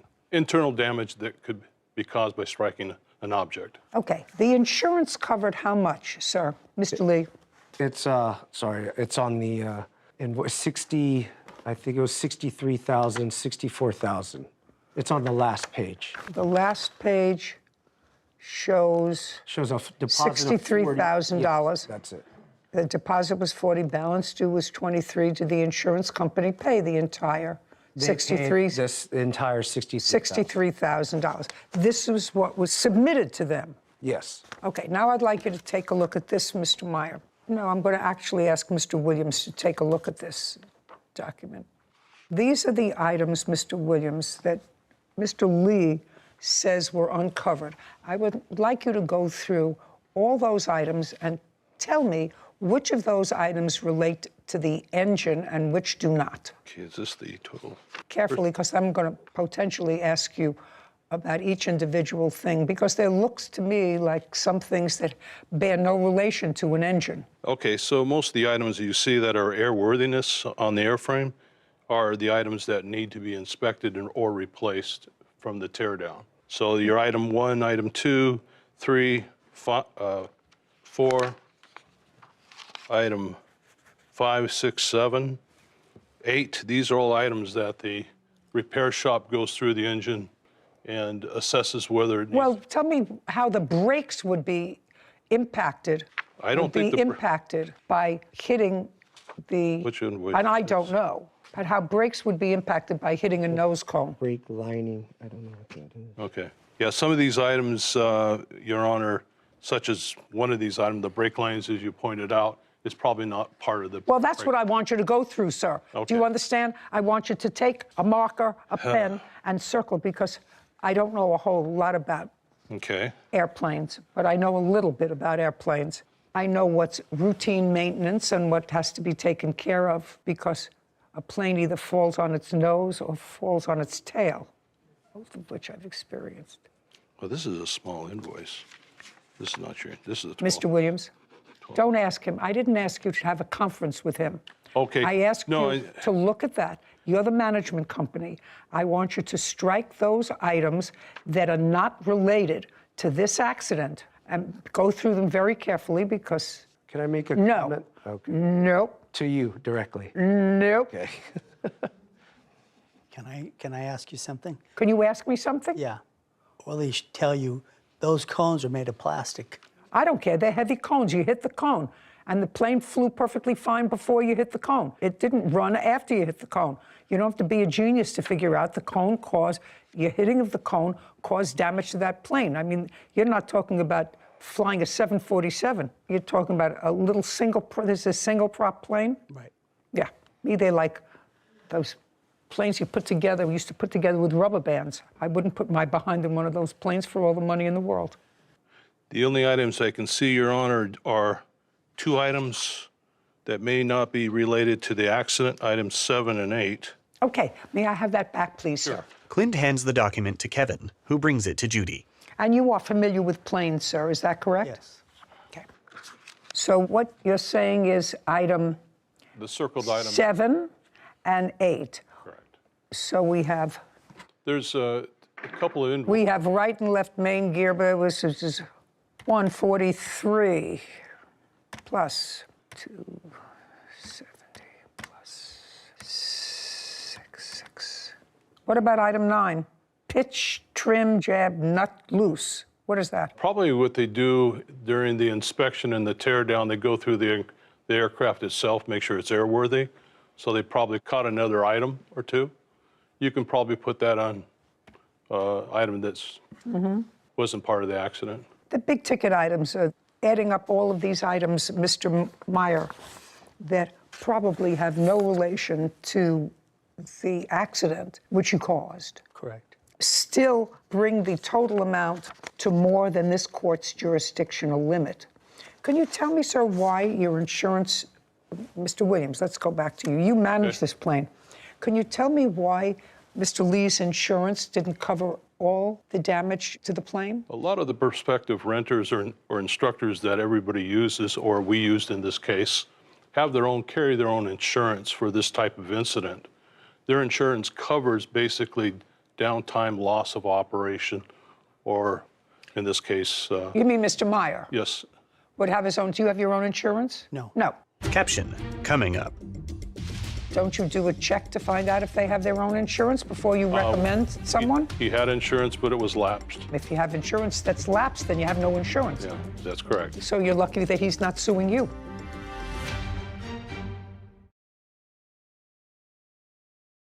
A courthouse. The Judy Justice logo appears. In the courtroom, Albert, Clint, and Ed. Albert Lee is accusing pilot instructor Ed Meyer of hitting a cone and damaging his plane. Ed says Albert was already paid by his insurance company. Mr. Williams, you were the one who recommended That's Mr. correct, Meyer. we did. Don't you do a check to find out if they have their own insurance before you recommend someone? He had insurance, but it was lapsed. Well, that he didn't have insurance. I get that all the time. If you have insurance that's lapsed, then you have no insurance. Yeah. As a flight school, our instructors are required to carry the insurance. Okay, but that didn't happen here. That's correct. So you're lucky that he's not suing you because you managed the plane for him. And you recommended him, Mr. Williams, you know. But you have a management company that manages your plane. They're supposed to make certain that if you have a certain kind of plane, that you have pilots certified to fly those kinds of planes. And if they give me a list of pilots and those pilots aren't certified to fly the kind of plane that I might have, then it's the fault of the management company.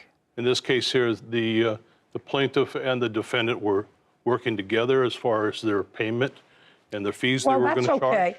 That's okay. They may have been working head to head. I mean, it was Mr. Meyer's fault, but I'm just telling you that Mr. Lee relies on your advice. What business are you in, Mr. Lee?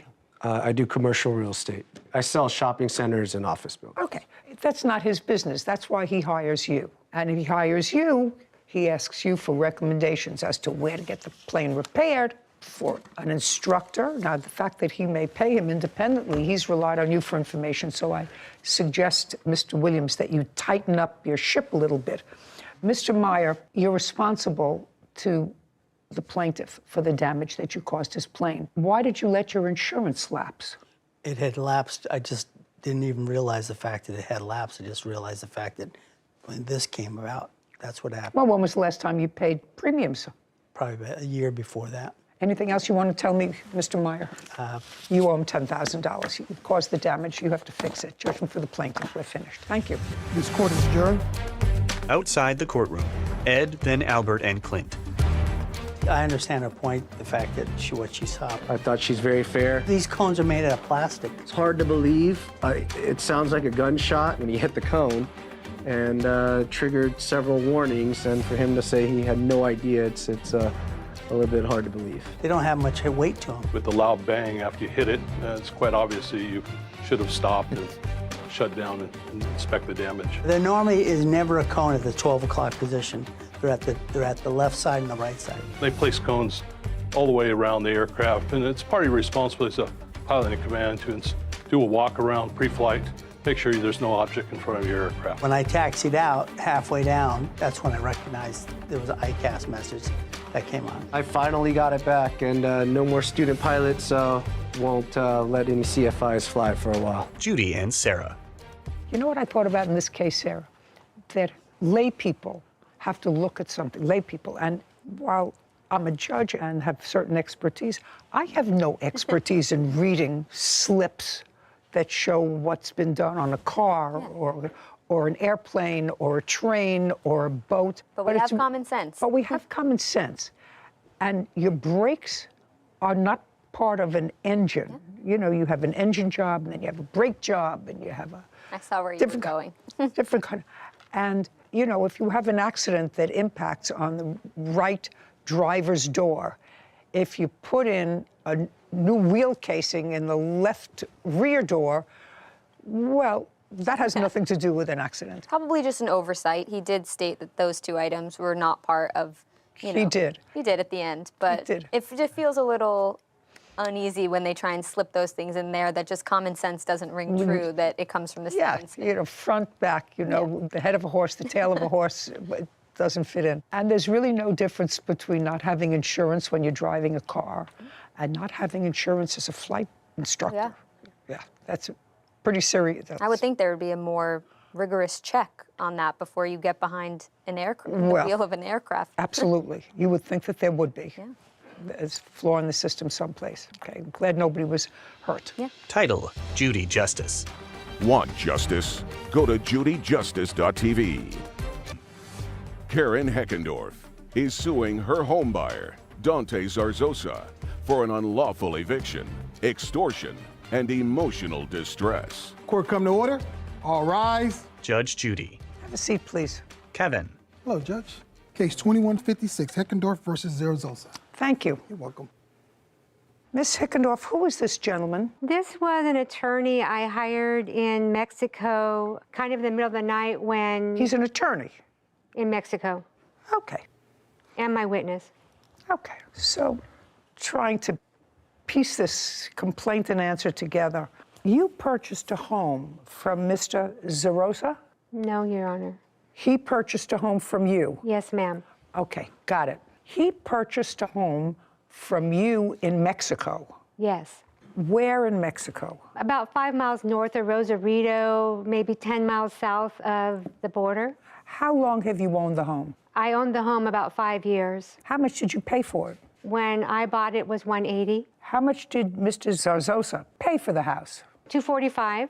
On what date did he purchase the house? February the 9th. Were you present at the closing of the house? I was. When you closed on the house on February 9th, how much money did you receive? I was supposed to receive... No. You were supposed to receive $245,000. How much did you receive? I received a cashier's check for $15,000. 15? $15,000. I received cash, $4,500. And I received the next day through a wire transfer 4.6 million pesos or something like that. I have the paperwork. Just tell me what that translated to in dollars. It was $220,500. Okay, well, if you have proof to how much the translation of pesos to dollars is, that means that you got a total so far without the down payment. Did he give you a down payment? Yes, $5,000. I was paid for my house. I was paid for my house. No, I understand that, but this is the problem. Mr. Zarzosa says that when he took out the mortgage, he increased the amount that he was borrowing so that he had closing costs covered to the extent of, I think, $3,800 or $3,900. It was a total of almost $10,000. No.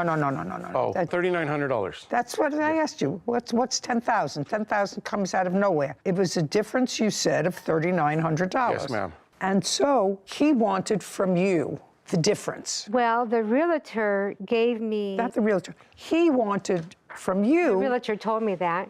I've never really spoke to Dante except for on February 22nd and the time that he came and looked at my house. But the realtor sent me a fake statement, which I looked at because it's a high school kid's piece of paper, and I said I was not making a refund. Okay, well, you have to make a refund if you were paid more for the house than you're bargained for with the purchaser. That's true. That's true. And the bank told me on April 1st... No, they can't tell you anything. Oh, really? If they documented something to you, then I'll read it. But you can't tell me what a bank told you. First of all, banks don't speak. Now, I'd like you to get what Mr. Zarzosa is handing me. This is from the bank. Dante hands a document to Kevin, who brings it to Judy. Well, I can't read this, but what I can't read is in Spanish, but I can read the numbers which indicate that you received, Ms. Heckendorf, a total of $249,544.22. Let me see. May I see that, ma'am? Absolutely. Because this is what that bank gave me right here. Kevin hands a document to Karen. And I did go with my witness to the bank on April 1st, and they told me that A bank can't tell you anything. They told me that was the correct amount. A bank can't tell you. They can give you a document, which I will read, but a bank can't tell you anything. This is not really a case about this contract. Yeah, it is. It started this way. They're saying that that bank sent me the wrong amount of money? Yes. That's what it says. That's what that says. That's what this says. That's what that says. I imagine anyone can write what they want, but I was not paid the wrong amount of money. Well, the bottom line of it was, eventually you gave him back $2,800 of the $39 that he said that he was entitled to. Is that correct, No. Ms. Heckendorf? No. You never gave him $2,800?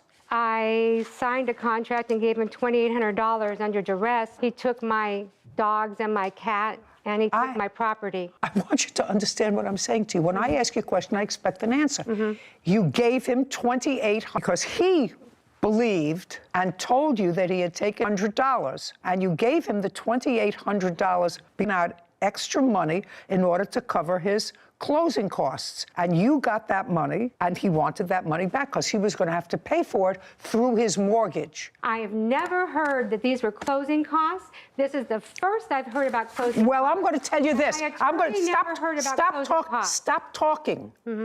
Stop talking. Okay. Caption, coming up. And I'm keeping it very simple. Okay. You're going to want to keep it very complicated, and I, madam, are going to keep it very simple. So the bottom line is you stayed in the house for free.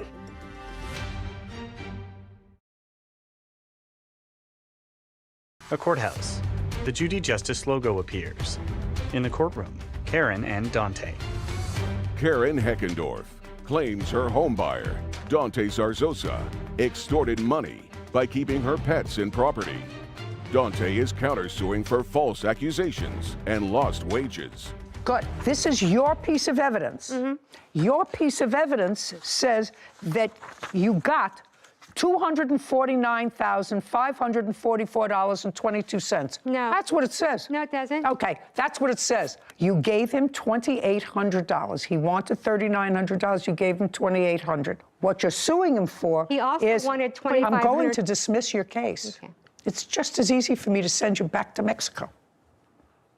Once you closed on this house, according to what I looked at, Ms. Heckendorf, you asked if you could stay in the house because your new house wasn't ready to close escrow. Is that correct? That's a yes or a no? Yes. And so you closed the house on February 9th, and he allowed you to stay in the house. When were you supposed to vacate the house? March the 1st, I paid $2,000. That's a date, March 1st.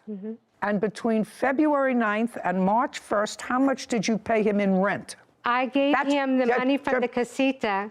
Just a second. Yes. That's an amount between February 9th and March 1st. $2,370. So that was a month's rent. Is that what you received? No, Your Honor. How much did she pay you in rent between February 9th and when she was supposed to vacate March 1st? She would have paid you rent in advance. Nothing. Show me proof that you paid him anything for rent on February 9th. Karen hands a document to Kevin, who brings it to Judy. She reviews it. Did you ever receive from this agent $2,370?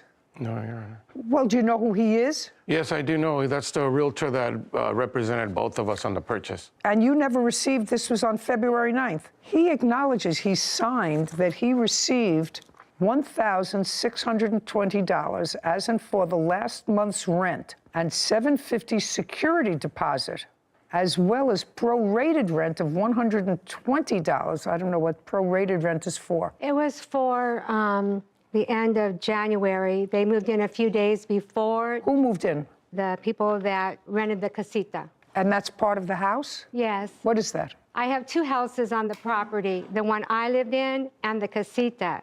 And Dante gave me an email that if I gave him this money from the casita, that I could live in the front house until March the 1st. I have that Just a email. second. When he bought the house, did he or did he not buy the casita as well? Yes, he did. So he bought the casita as well. So it belonged to him. This rent belonged to him. Only So if I what do you mean? rented He's it. not giving you anything. If he buys a house and there's another property, he owns that property. He owns whatever rent was due for that property. So what you're saying is, let me cut to the chase. What you're saying is, you claim, he said to you, I've just paid you $250,000 for your house, which includes the casita. Your house isn't ready yet to close escrow. I will let you stay in the house free if you let me keep the money from the casita's rent.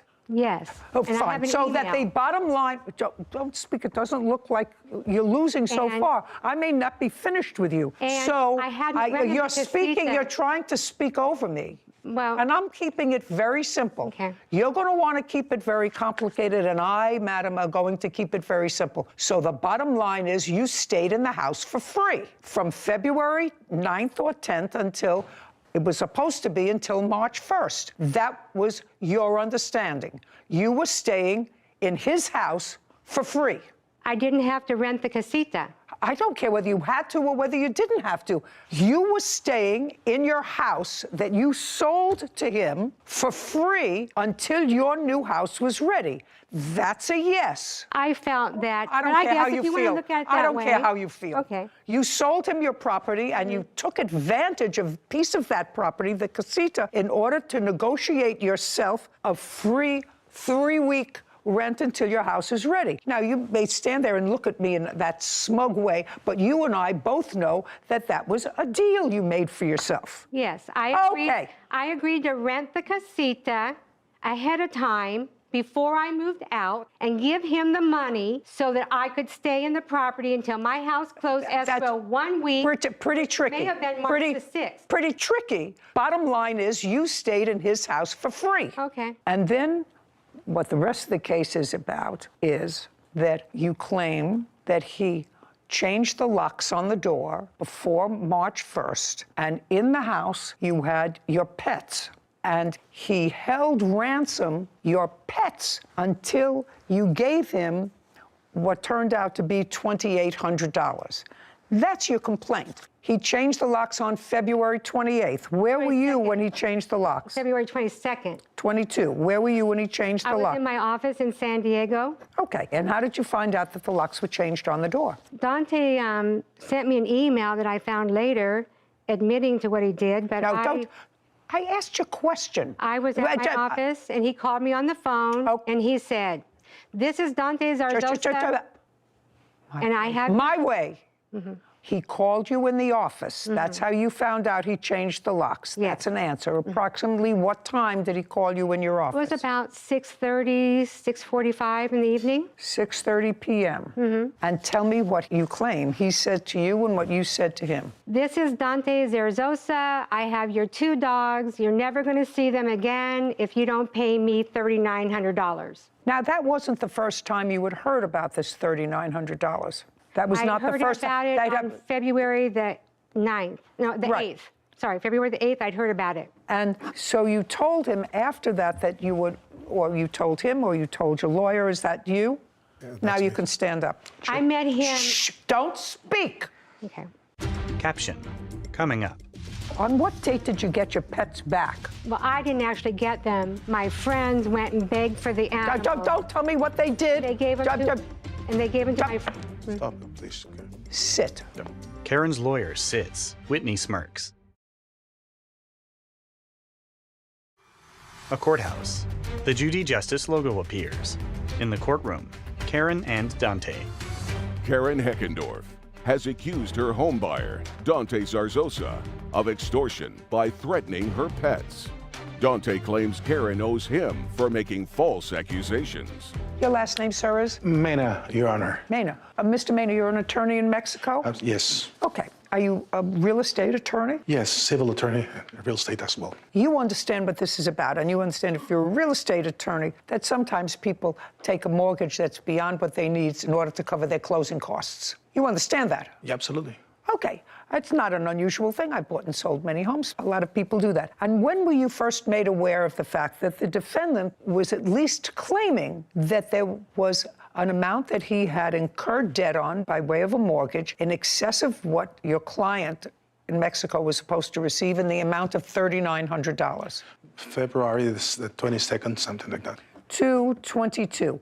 And when she came to your office, now we no longer have attorney-client privilege, sir, because she's brought you here as a witness, so you're going to testify to every conversation that you Absolutely, had. yes. You understand that? Absolutely. Okay. She came to your office after she found out that the locks were changed. Actually, I was at home. That was at night. So when, for the first time, sir, did you hear about this money that the defendant was claiming that he was owed? Mr. Dante called me. I want you to answer my question. Yes. My question is, when she called you the night of the 22nd at your home, did she tell you at that time or soon thereafter that there was a discrepancy that he was alleging with regard to the closing fees? Not actually, no. No, She didn't tell you anything. She told you that he just illegally evicted her and changed the locks. Yes, and at the same time, because of some situations regarding a deal she has on the sale of the property. Your client knew, as of February 8th, that the defendant was alleging that she owed him money from the closing costs. That's clear. That's what she told me. Now, they had clearly ongoing discussions about this from February 8th or 9th, when the deal closed and she got her money and she's living rent-free. So what I want to know, when did she share with you, not that there was an illegal eviction, not that her pets were in the house, when did she share with you that he was claiming that she owed him money? And I'm not excusing self-help. When did she tell you that? Because she knew it at the beginning. She knew it before she called you. I have the communication from Mrs. Karen. At the time we filed the complaint in the DA office, district attorney office. This is the time when she expressed me the whole facts. Oh, so she didn't tell you the whole fact when she called you at home on the 22nd? No, because she was very worried. She was concerned regarding the babies. Don't tell me that. Okay. That's it. Now I got it. So I got what you're dealing with. I understand who I'm dealing with. Okay. On what date did you get your pets back, Miss Heckendorf? The 22nd. Okay. What time? Well, I didn't actually get them. I got them the next day because my friends went and begged for the animals. Don't tell me what they did. They gave them to my friends. Stop it, please. Sit. The lawyer sits. I just asked you when you got your animals back. So you got your animals back on the same day as he changed the locks on the house. They were given to friends. Yes. Is that correct? Yes. So they were returned to you the same day because if they were given to your friends at your direction, your friends were your agents. Yes. Good. Only the dogs. He had my cat the next day. Did you have a cat or is it an outside cat? Is it an outside cat? Outside cat that lives indoors, and they put the doggy door down so the cat couldn't get out. Okay. He told me he had my cat. Okay. When did you give him the $2,800? About 5 o'clock on Wednesday, the 23rd. Is there a writing of the exchange of that money? I'd like to see it. Dante hands a document to Kevin, who brings it to Judy. She reviews it. I can't read this. The plaintiff has a translated version. Can I see the translated copy, please? I speak. About what? About that paper? Yeah. He was the one that drew it up. He could tell you, Your Honor. No. I want this. Did you draw this up? Can I see it? Yeah, sure. Kevin, give it to him. Kevin brings the document to the lawyer. Thank you. Did you draw that? Yes, I participated. What does it tell me? It's translated. Don't speak. Do you have the translation of this document? Yes, I gave it to you, ma'am. Okay. Okay, number 5, very clear. This is the agreement that Mr. Zarzosa receives from Ms. Heckendorf $2,800 for concept of refund of pending payment. The previous amount is received fully. Therefore, the debt is liquidated. And number 6, the seller, Ms. Karen Heckendorf, grants the broadest waiver derived from the investigation file presented before the district attorney's office. I assume that that was your complaint, and with a file number filed against Mr. Zarzosa by not keeping any legal action present, past or future, derived from the present business. This is the police report they're talking about. I don't care what this says, is you've settled all of your disputes with each other. This says you've settled everything that had to be settled. Okay, but what the translation suggests is by this document, each of you understood that you were giving him money. He was not going to follow through with anything that had to do with the criminal complaint or with a criminal complaint against him. You went your own merry way. Am I crazy, or is that what this document says, sir? You are the lawyer. Yes, it says so. That's what it says so. So I want to know why you're all here bothering me. You settled everything. You got back your stuff. You got out of your house. You got your personal property. He has a counterclaim for false accusations and loss of wages as a result of whatever. This document says you've resolved everything with each other. So why are you here? I did not sign that document under usual circumstances. I hadn't had any sleep, and I was coerced. And he said he was going to burn my furniture or he was going to sell it in the year that it would take me to prosecute him under this Mexican contract. Put it down, sir. The case is over. If he wanted to The case sue is me, over. You're a pretty savvy lady, madam. You had an attorney that you consulted. He was there when this document was signed. He wasn't on the real estate deal. He was here He when was only on this Goodbye. deal We're in the done. middle of the Case is night. dismissed. So is your counterclaim. This court is adjourned. Outside the courtroom, Karen, then Dante.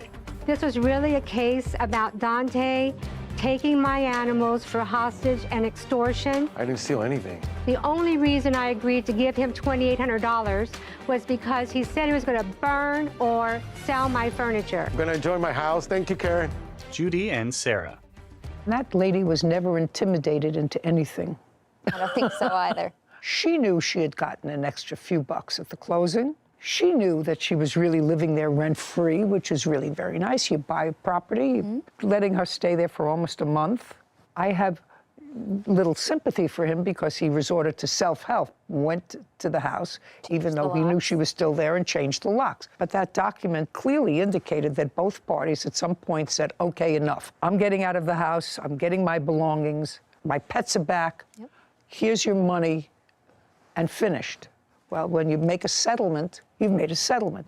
You don't get to make one settlement in Mexico and another one in California. Agreed. That's not the way things work.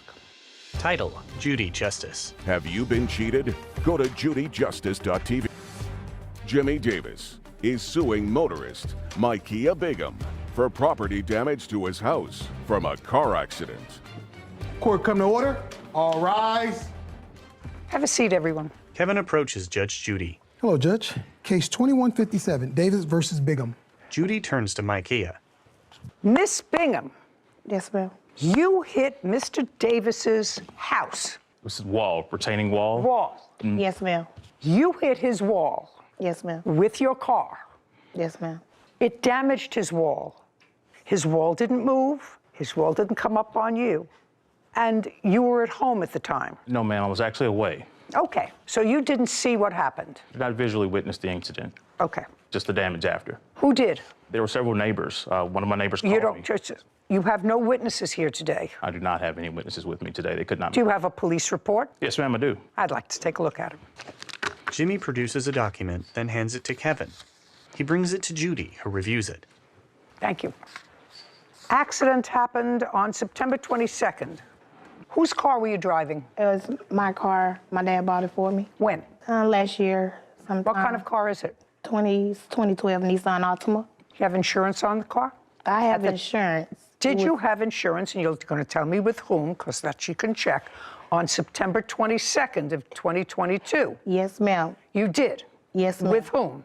Direct. Okay, let me see that you had insurance. Do you have proof that you had insurance on the car? Well, I have the policy. Were you current on payments for the policy? Yes, ma'am. Okay, so you had insurance. I'm just wondering why your insurance didn't cover this accident. No. Micaiah nods. What time did you hit his wall on the 22nd? It was around 4:30, 4:45-ish. In the afternoon? Yes, ma'am. Where were you going? I was on the way to pick up my uncle to go to my son's football game. Okay, so Miss Bingham, tell me what happened. I was getting off the interstate. I turned right. I was coming up to the light. As I was going to the light, I never seen the car. Go to the chart and explain it to me. Okay, so this is 28th. I got up the interstate. This is me driving straight to the light. As I was going straight, just how it happened, a car comes out from over here, Haley Park. It hits me. It caused me to go left, but I was in this lane. It was going to cause me to go left and hit the cars in these lanes. So I turned right, and I ended up in his yard to avoid a collision. Do you have photographs of the rear damage to your car? It's right here, but you can't see. I guess they cropped out most of it. I want to see the damage to the right If I may. driver's side. Yes. I have some photos that might be helpful. I'd like to see them. Jimmy produces photos. These are the car, and these are other damages as well. Kevin brings the photos to Judy, who reviews images of a car in the front yard of a house. So it appears that someone hit her car on the driver's rear panel. Yes, ma'am. And took off. Yes, ma'am. Do you own this home, sir? Yes, ma'am, I do. And there's no question that you swerved in and damaged his property? Yes, ma'am. Okay. Did you try to contact her insurance company? I did. You went home, you were called, came from wherever you were from work, you came home, you took a look at it. Car was still there when you got home? No, ma'am. The car was removed. My neighbor was able to put me on the phone with Micaiah and the police officer, so I was able to get that information. Immediately, when returning home, I reached out to submit the photos that I had taken myself and submit the police report after obtaining it. It took, quite a considerable amount of time to get back with me, but when I reached out again to understand the status, they, said that she's not liable and they were not going to stand behind it. Can I see what they sent to you? Did they send something to you? They did send a letter. I'd like to see it. I do not have that letter with me, but I actually called to speak with them. You said they sent you a letter. Yes, ma'am. And where is it? I don't have the letter. It was a denial letter. That said it was not her fault. It did not say it was her fault, but they said they could not submit the claim due to, I guess, whatever insurance she had, whatever coverage she had, the amount of coverage. Oh, no, that's a different story. You see, that's why I need the letter. Okay. Either they said that they're denying the claim because it wasn't her fault, or they denied the claim because she had no insurance to cover it. The letter also indicated, of course, reaching out to the company to speak and discuss it further. So when I did reach out to the point of contact on the letter to understand why they weren't covering it, the amount of coverage that she had did not cover, I guess, property damage. And that was an argument between me and the company. And well, how much did it cover? They did not specify. Oh, well, that's... They simply denied it and pushed it away and actually hung up on me. So there's no denying the car's there, right? Yes. No denying the accident. No, I do understand you. Do you have homeowner's insurance? I do have homeowner's insurance. Did you put it in through your homeowner's insurance? Consulted homeowner's insurance, and they suggested that I work this out, me personally, instead of taking the hit on my homeowner's insurance as a victim of this accident. So I didn't see that necessary. Well, Mr. Davis, I sort of disagree with you, sir. And usually that's not the position I take. But if I am to believe Miss Bingham, and based upon the evidence that you presented to me, it clearly demonstrates that she was hit. Her vehicle was a victim of a hit and run. Her vehicle was hit, which caused this accident. There is no indication anywhere in the police reports that she was speeding, that she went through a light. Based on her own testimony, she swerved in my direction to avoid hitting other cars. Well, wouldn't that be smart? Micaiah shakes her head. Caption coming up. if her insurance didn't cover it, your homeowners will cover it. My homeowners covers that, and that's a penalty for me, and I'm a victim here. So is she. Crossed over. Just a second. So is she. She can't find the other driver. I mean, it would be different. That's her responsibility. No, sir. And later today. We would like the 2 kayaks back. Correct. And when did you begin storing them at the defendant's? I brought them over the next day after I bought them. Okay, you acknowledge the fact that the plaintiff, who was then your friend, brought them over for you to store. You're not friends anymore. She wants them back. Why not? A woman shrugs. A courthouse. The Judy Justice logo appears. In the courtroom, Jimmy and Micaiah. Jimmy Davis claims motorist Micaiah Bigham owes for damage to his house after Micaiah crashed into his yard. That sounds smart. It She was didn't smart. want to hit oncoming traffic coming from the other direction. It was not So oncoming traffic. She was in the same lane with the traffic. if I am to believe her, and your evidence showing that her car was hit in the rear on the driver's side, so I have no reason to doubt her. There was no issue of drugs or alcohol involved. You weren't issued a citation, I assume? No, ma'am. No. Then if her insurance didn't cover it, your homeowners will cover it. Sure. And you should go through your homeowners. My homeowners covers that, and that's a penalty for me, and I'm a victim here. So is she. Crossed over. Just a second. So is she. I understand. If I am to believe her, and I believe her, so is she. I understand. So but what I think you have to do is go through your homeowners, not Miss Bingham. She can't find the other driver. I mean, it would be different. That's her responsibility. No, sir. She is a victim of a hit and run. She has no way, unless it comes out of her pocket, of compensating you. It came She out of has my no, pocket directly. no, she has no way, unless it's out of her pocket, of compensating you. She has insurance.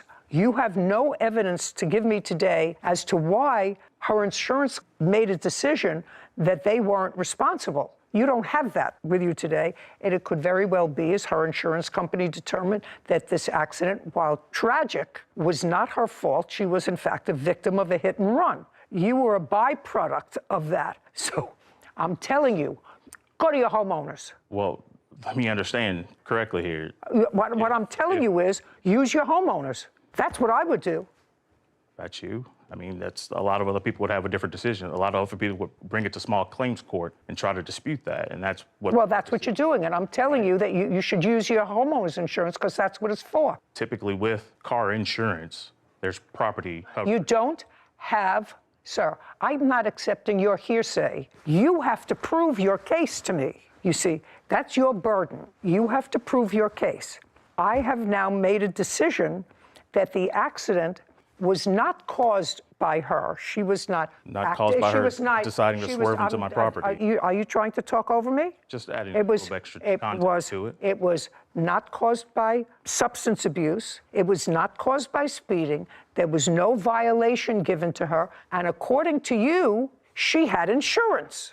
So it's up to you to show me why Her insurance. no, not her policy, why you were told her insurance didn't cover it. You don't have that here. In the event that you give me a letter and the letter said she has liability for a certain amount, but it's not the $5,000 that you're alleging that it will cost to redo this. She only had $2,500. Well, then I would say to you, her insurance should kick in the $2,500, and I'm going to give you the other $2,500. You shouldn't be out of pocket. I would do that if she determines to underinsure her liability so that she pays less in insurance, then that's on her. The insurance company wouldn't disclose all of that to me. They sent you a letter, and you don't have it. A denial letter, and to No, reach out to them that's for what you're further- telling me. That's hearsay, sir. Okay, That's hearsay. It's not hearsay if you bring it in to show it to me. understood. So what I'm telling you is this is an incident where, in my judgment, you have two innocent people who were both victims of an irresponsible driver. And if her insurance company, for some reason, and I don't know what it is, that's for her to take up with her insurance company. I don't know whether she's underinsured or whether they determined, after looking at the same things that I determined, that the accident wasn't her fault. So you can't tell me what they wrote because you didn't bring that letter, and we're talking about something that you got a month ago. Understood. Okay, good. Then you go through then go through your homeowners because your case is dismissed. We're done. This court is adjourned. Outside the courtroom, Jimmy, then Micaiah. The Defendant says she chose to drive into my house instead of hitting another car. Both are equally as dangerous, and that cost me. I didn't want to hit 5 or 6 other cars, so I just did what I thought was best. You know, I found out because it's a very public street. Many people know that community, so people reached out. It was just everything happened so fast. I can't explain the image. It was just like, I'm stuck. You know, my car just got stuck, and I was just like, hey, I'm just glad I didn't hurt anybody else. Because they saw that it was a very horrible accident. That's all. I was happy I was still here. Not the car, not the house, me. I'm glad I'm still here to go home my son. Sarah and Judy. No, the plaintiff really hurt himself with those photos of the defendant's car, and he didn't even notice. I don't think he even notices still. But she had no proof in front of her, no papers, no photos of what her car looked like, so she would have no way of showing that the accident was not her fault. But he proved that the accident was not her fault based on the photos of the car and just the situation in which her car got hit. But that's the reason that people have insurance. So I agreed with your sentiment about use it. That's its entire purpose. And I think that if he would have come in here and said, okay, I will put it through insurance, but I have a $5,000 deductible, I felt like you might have been more inclined to give him a portion of that, since neither of them were really at fault. They were both victims of a hit and run. But I would have respected that more if he had chosen to use his own homeowner's insurance as opposed to going after another victim. She wasn't at fault, and he knew that. She really wasn't at fault. Yeah. She really wasn't at fault. And as we discussed a moment ago, the suggestion that she should have gone into the to the left where there was an oncoming traffic rather than veering to the right and hit something that was a stationary object. It was definitely the safer option. And in that second moment, she was lucky that she made that decision. You never know. Someone else could have lost their life. Case 2153, Fawless versus Mixedbot. All parties, please step forward. Elizabeth Fawless is suing her former friend, Christy Masenbach, for 2 kayaks and an assault. Miss Fawless, it is your claim you and the defendant were friends, been friends for a while. Yes. Your allegations are twofold. First, you say that the defendant assaulted you after a party. Yes. You weren't injured as a result of that assault. You didn't seek medical attention, but you said you had some scratches and that she hit you. Yes. Okay.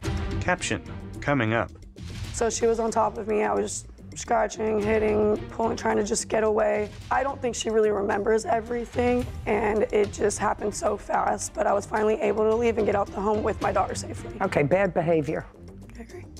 Bad behavior? Christy shrugs. A courthouse. The Judy Justice logo appears. In the courtroom, Elizabeth and Christy. Elizabeth Fawless claims her former friend, Christy Masenbach, owes for 2 kayaks and an assault. There was no medical treatment. There was some drinking that went on that night. Yes. But the thrust of your complaint is that you gave the defendant 2 kayaks that you had purchased. Correct. Because the defendant has a piece of property and you didn't have a place to store them, and you asked if you could store them at the defendant's home. Correct. She said yes. You're no longer friends after this kerfuffle that took place after a party, and you would like the 2 kayaks back. Correct. When did you purchase them? I bought them on April 29, 2020. From whom? This lady and her mother were selling them on Facebook Marketplace. They were moving out of state, and her mom couldn't take them with her. So I have the messages of those 2, but I bought them on Facebook. And how much did you pay? $320, or $350, sorry. For both of them or each? For both of them. And when did you begin storing them at the defendant's? I brought them over the next day after I bought them because I live in an upstairs apartment. I had nowhere to keep them. So she has a house that she lives in, so it was a better situation for them. Where are you living now? I still live in an upstairs apartment. Where are you going to put the kayaks? I was planning on storage or maybe find a family member who has a home to take them to. But to basically probably buy a storage. That's pretty expensive to keep them in storage. If you paid $350 for the 2 of them 2 years ago. Have you used them in 2 years? I bought them this year, this April 2022. Oh, 2022. Sorry, yeah, 22. Okay. Have you used them? Yeah, I use them often with my daughter. She's 5 and autistic. Have you used them with the defendant? No. Have you used the kayaks? Personally, I have not yet. I haven't had the chance to. Just a sec, you have not? I have not yet, no. Okay, you acknowledge the fact that the plaintiff, who was then your friend, brought them over for you to store. You're not friends anymore. She wants them back. Why not? So I would like to kind of go back to the beginning where like the assault happens, just so that you can kind of understand. I'll get to this. Okay. The assault is not the important part of this case. Okay. So the kayaks, originally, it was a deal that if I was to keep them at my house, that we could both use them. When she wanted them back, I just didn't necessarily feel like that was fair because the original agreement was that they were kind of almost both ours. I just didn't have the opportunity to use them yet. Okay. All right, well, now you're not friends anymore. Now she wants them back. So she's going to pick up the kayaks within 5 days. If you don't pick them up within 5 days, you're out of luck. Do you understand? I understand. Okay, good. So within 5 days from today's date, we'll prepare an order. You can pick up the kayaks. Now, you want to proceed with the assault part of your case? Yes. Okay. Show me pictures of what the injuries were that you sustained. I don't have any photos. I had a different phone at the time, and... Just a second, so you don't have any photos. Do you have any medical reports? I don't. Okay. This alleged assault happened on what date? It was August 17th, 2022. Were you both out that night, or were you having a party in a house? So what happened was her girlfriend had cheated on her, and they broke up, and she invited me and a couple other friends to the home where we were there. My daughter was also there, where we were hanging out, we were talking, trying to have a good time because she was having such a bad time. And I ended up falling asleep at some point. I went to go sleep with my daughter in the room. Everybody had left maybe around 12 a.m. And she came into the room wanting to talk, wanting someone to be there with her. But I was asleep. I'm not a very happy person to be woken up to. So I told her no, like we'll talk in the morning. She wasn't okay with that. She started getting mad, so she started getting upset, and my daughter was next to me, so I was like, well, then I'm gonna leave. And so I tried to walk out. She grabbed me, she threw me to the ground. She's stronger than me, so she was on top of me. I was just scratching, hitting, pulling, trying to just get away. My daughter was screaming and crying. She's autistic, so she doesn't really understand what was going on, but she was highly upset. She was screaming no. And I was eventually able to like get up and try to leave. She followed me to the garage. I just tried to push and try to just get away from her, but I don't think she really remembers everything, and it just happened so fast. But I was finally able to leave and get out the home with my daughter safely. Okay, good. Okay, bad behavior. Bad behavior. I agree.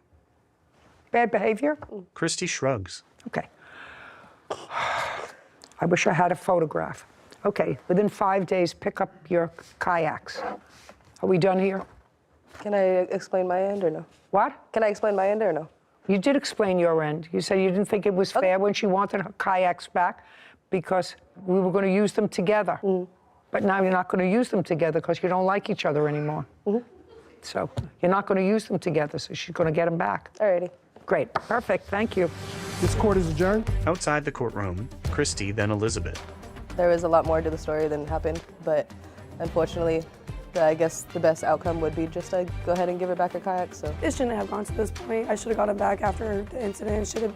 For adults, it should have went way smoother. there was a lot more insult that happened, like on both ends. It wasn't necessarily the whole full truth. I think she's just going through a lot with whatever she's going on with her ex, and just I feel like it just got taken out on me. Because we were like sisters before, and things just kind of, go south, and unfortunately, we lost our friendship over that. So We've been friends since middle school, so I don't know what the future holds, but I hope maybe one day we can talk and we can work things out. Only time will tell. Judy and Sarah.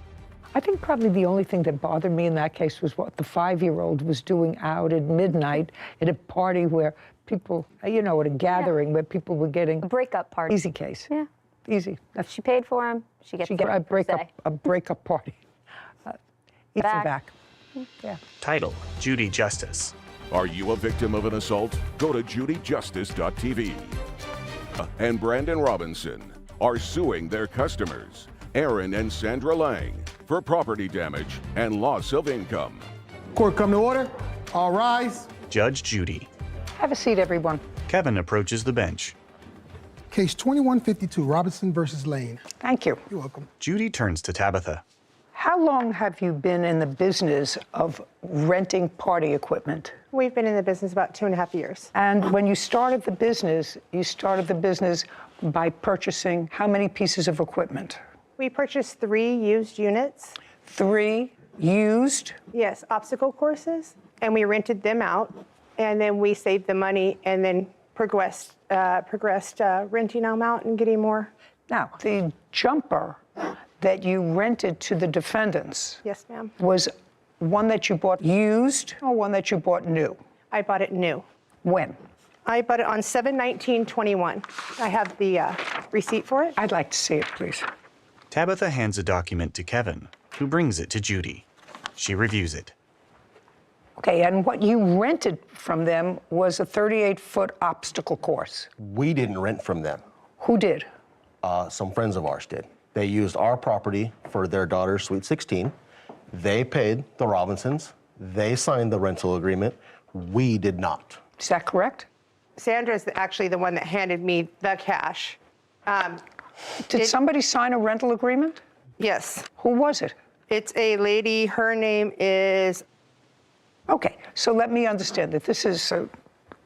let me frame it. You rented this piece of equipment, which is a 38-foot obstacle course, to someone whose name is, and according to your complaint, it was returned damaged. Yes. You say it can't be repaired, although you tried to patch it. Right. And you want the cost of a new obstacle course, and while you paid $4,500, you want $9,000. Well, I have a list of loss of rentals because people... You're not entitled to that. Okay. More important, I want to know how you think if these people were not signatories to your rental agreement, why would you sue them?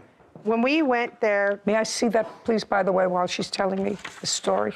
Kevin retrieves a document from Tabitha. When we went there to drop it off, we did all the... I dealt completely with Sandra. They run a business in their property, which is for parties. She said they do cigar club parties, they do Sweet 16 parties on their property. Okay, got it. You do this as a business? So, yes, we run... The answer is yes. Yes. You use your home property. Is it your home property that you use? Yes. So you have a large enough piece of property that other people who want to make parties for their children do them at your house. Yes. So you took physical custody of this. No. Who did? The renters, the people... No, it's physical custody, not legal custody. We're not talking about legal custody. You took physical custody and put it on your property. The people that signed the original rental agreement were on the property at the time that they dropped it off. I don't care. It was on your property. Yes, it was on our property. So that's a yes. Yes. So it was on your property, but used by somebody else, and they were just using your property. Yes. Is that correct? I had it rented out on Sunday. So when I dropped it off, I told Sandra that we would have to come at 6:30 in the morning to pick it up, to clean it and deliver it the next day. She agreed to that because normally we don't leave it overnight if it's going out the next day because we need to sterilize it. When we got there at 7 in the morning, we came in and we were getting ready to pick up the 38-foot obstacle. I noticed that the dogs had chewed, and there are 2 dogs, a boxer and another dog, were still running around and lifting their leg and urinating on the bouncer. We told her, your dog ate our obstacle. There's pieces of the vinyl, which I have pictures of it, where your dog just ate You it. have pictures of our dog chewing it? Just a second.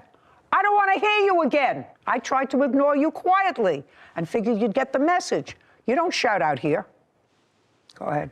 My husband said, excuse me, miss, we have a problem. Your dogs have eaten our obstacle. So then she went in to go and get her husband. Her husband came out. He signed paper saying he was responsible for loss of rentals and the damages or replacement of it. May I see it, please? Yes. And also he sent text messages to our phone that same morning apologizing and saying he would do everything to replace it, plus the loss of rentals that we were going to lose. I'd like to see those texts, and I would like to see his signature on a piece of paper assuming responsibility. And then, just a second. Tabitha hands documents to Kevin. And here's the text messages. Oh, would you show this to Mr. Lang, please? Yes. Did you sign that, sir? Aaron reviews a document. Yes. Okay. I signed it under distress. Under distress? Under distress. There's no such thing. You mean duress? Duress. She was... Just a second. There's a difference between distress... Duress. Okay. At 7:29 a.m., you said, I, Aaron Lang, recognize and acknowledge that a jumper obstacle course has been damaged from a dog. I will take care of the repairs and work with the rental company and its owners to get this resolved ASAP. And then about 15 minutes later, you wrote, I'm so sorry again. Let me know when you drop it off, please. Okay, so you tried to drop it off the next day. I was trying to drop it off the next day to Albert, our repair guy. Just a second, just answer my question. It doesn't require a long answer. The next day, you were trying to get it resolved, and you're back and forth with him, let me know, et cetera, and then you don't hear from him. No. Then it stopped. Tried calling you, I tried messaging you to get this resolved. Yes. Okay, well, Mr. Lang, there's no question. You acknowledged the damage and you agreed to pay for it. That's what you have. Can I have that back? Kevin brings a document to Judy. You acknowledged in here that you would take full responsibility for this. What's your defense? My defense is when they arrived on the property to pick up their jumper that was left unaccounted for overnight. No. When they arrived. So when they arrived and they announced to us that there was damage to their obstacle course. Well, they came to you first. Correct. Is that, don't speak. They came to you first. Yes. You came outside. Yes. Okay, and when you came outside, you had a conversation with whom? I believe Miss Robinson. With Mrs. Robinson? Yes.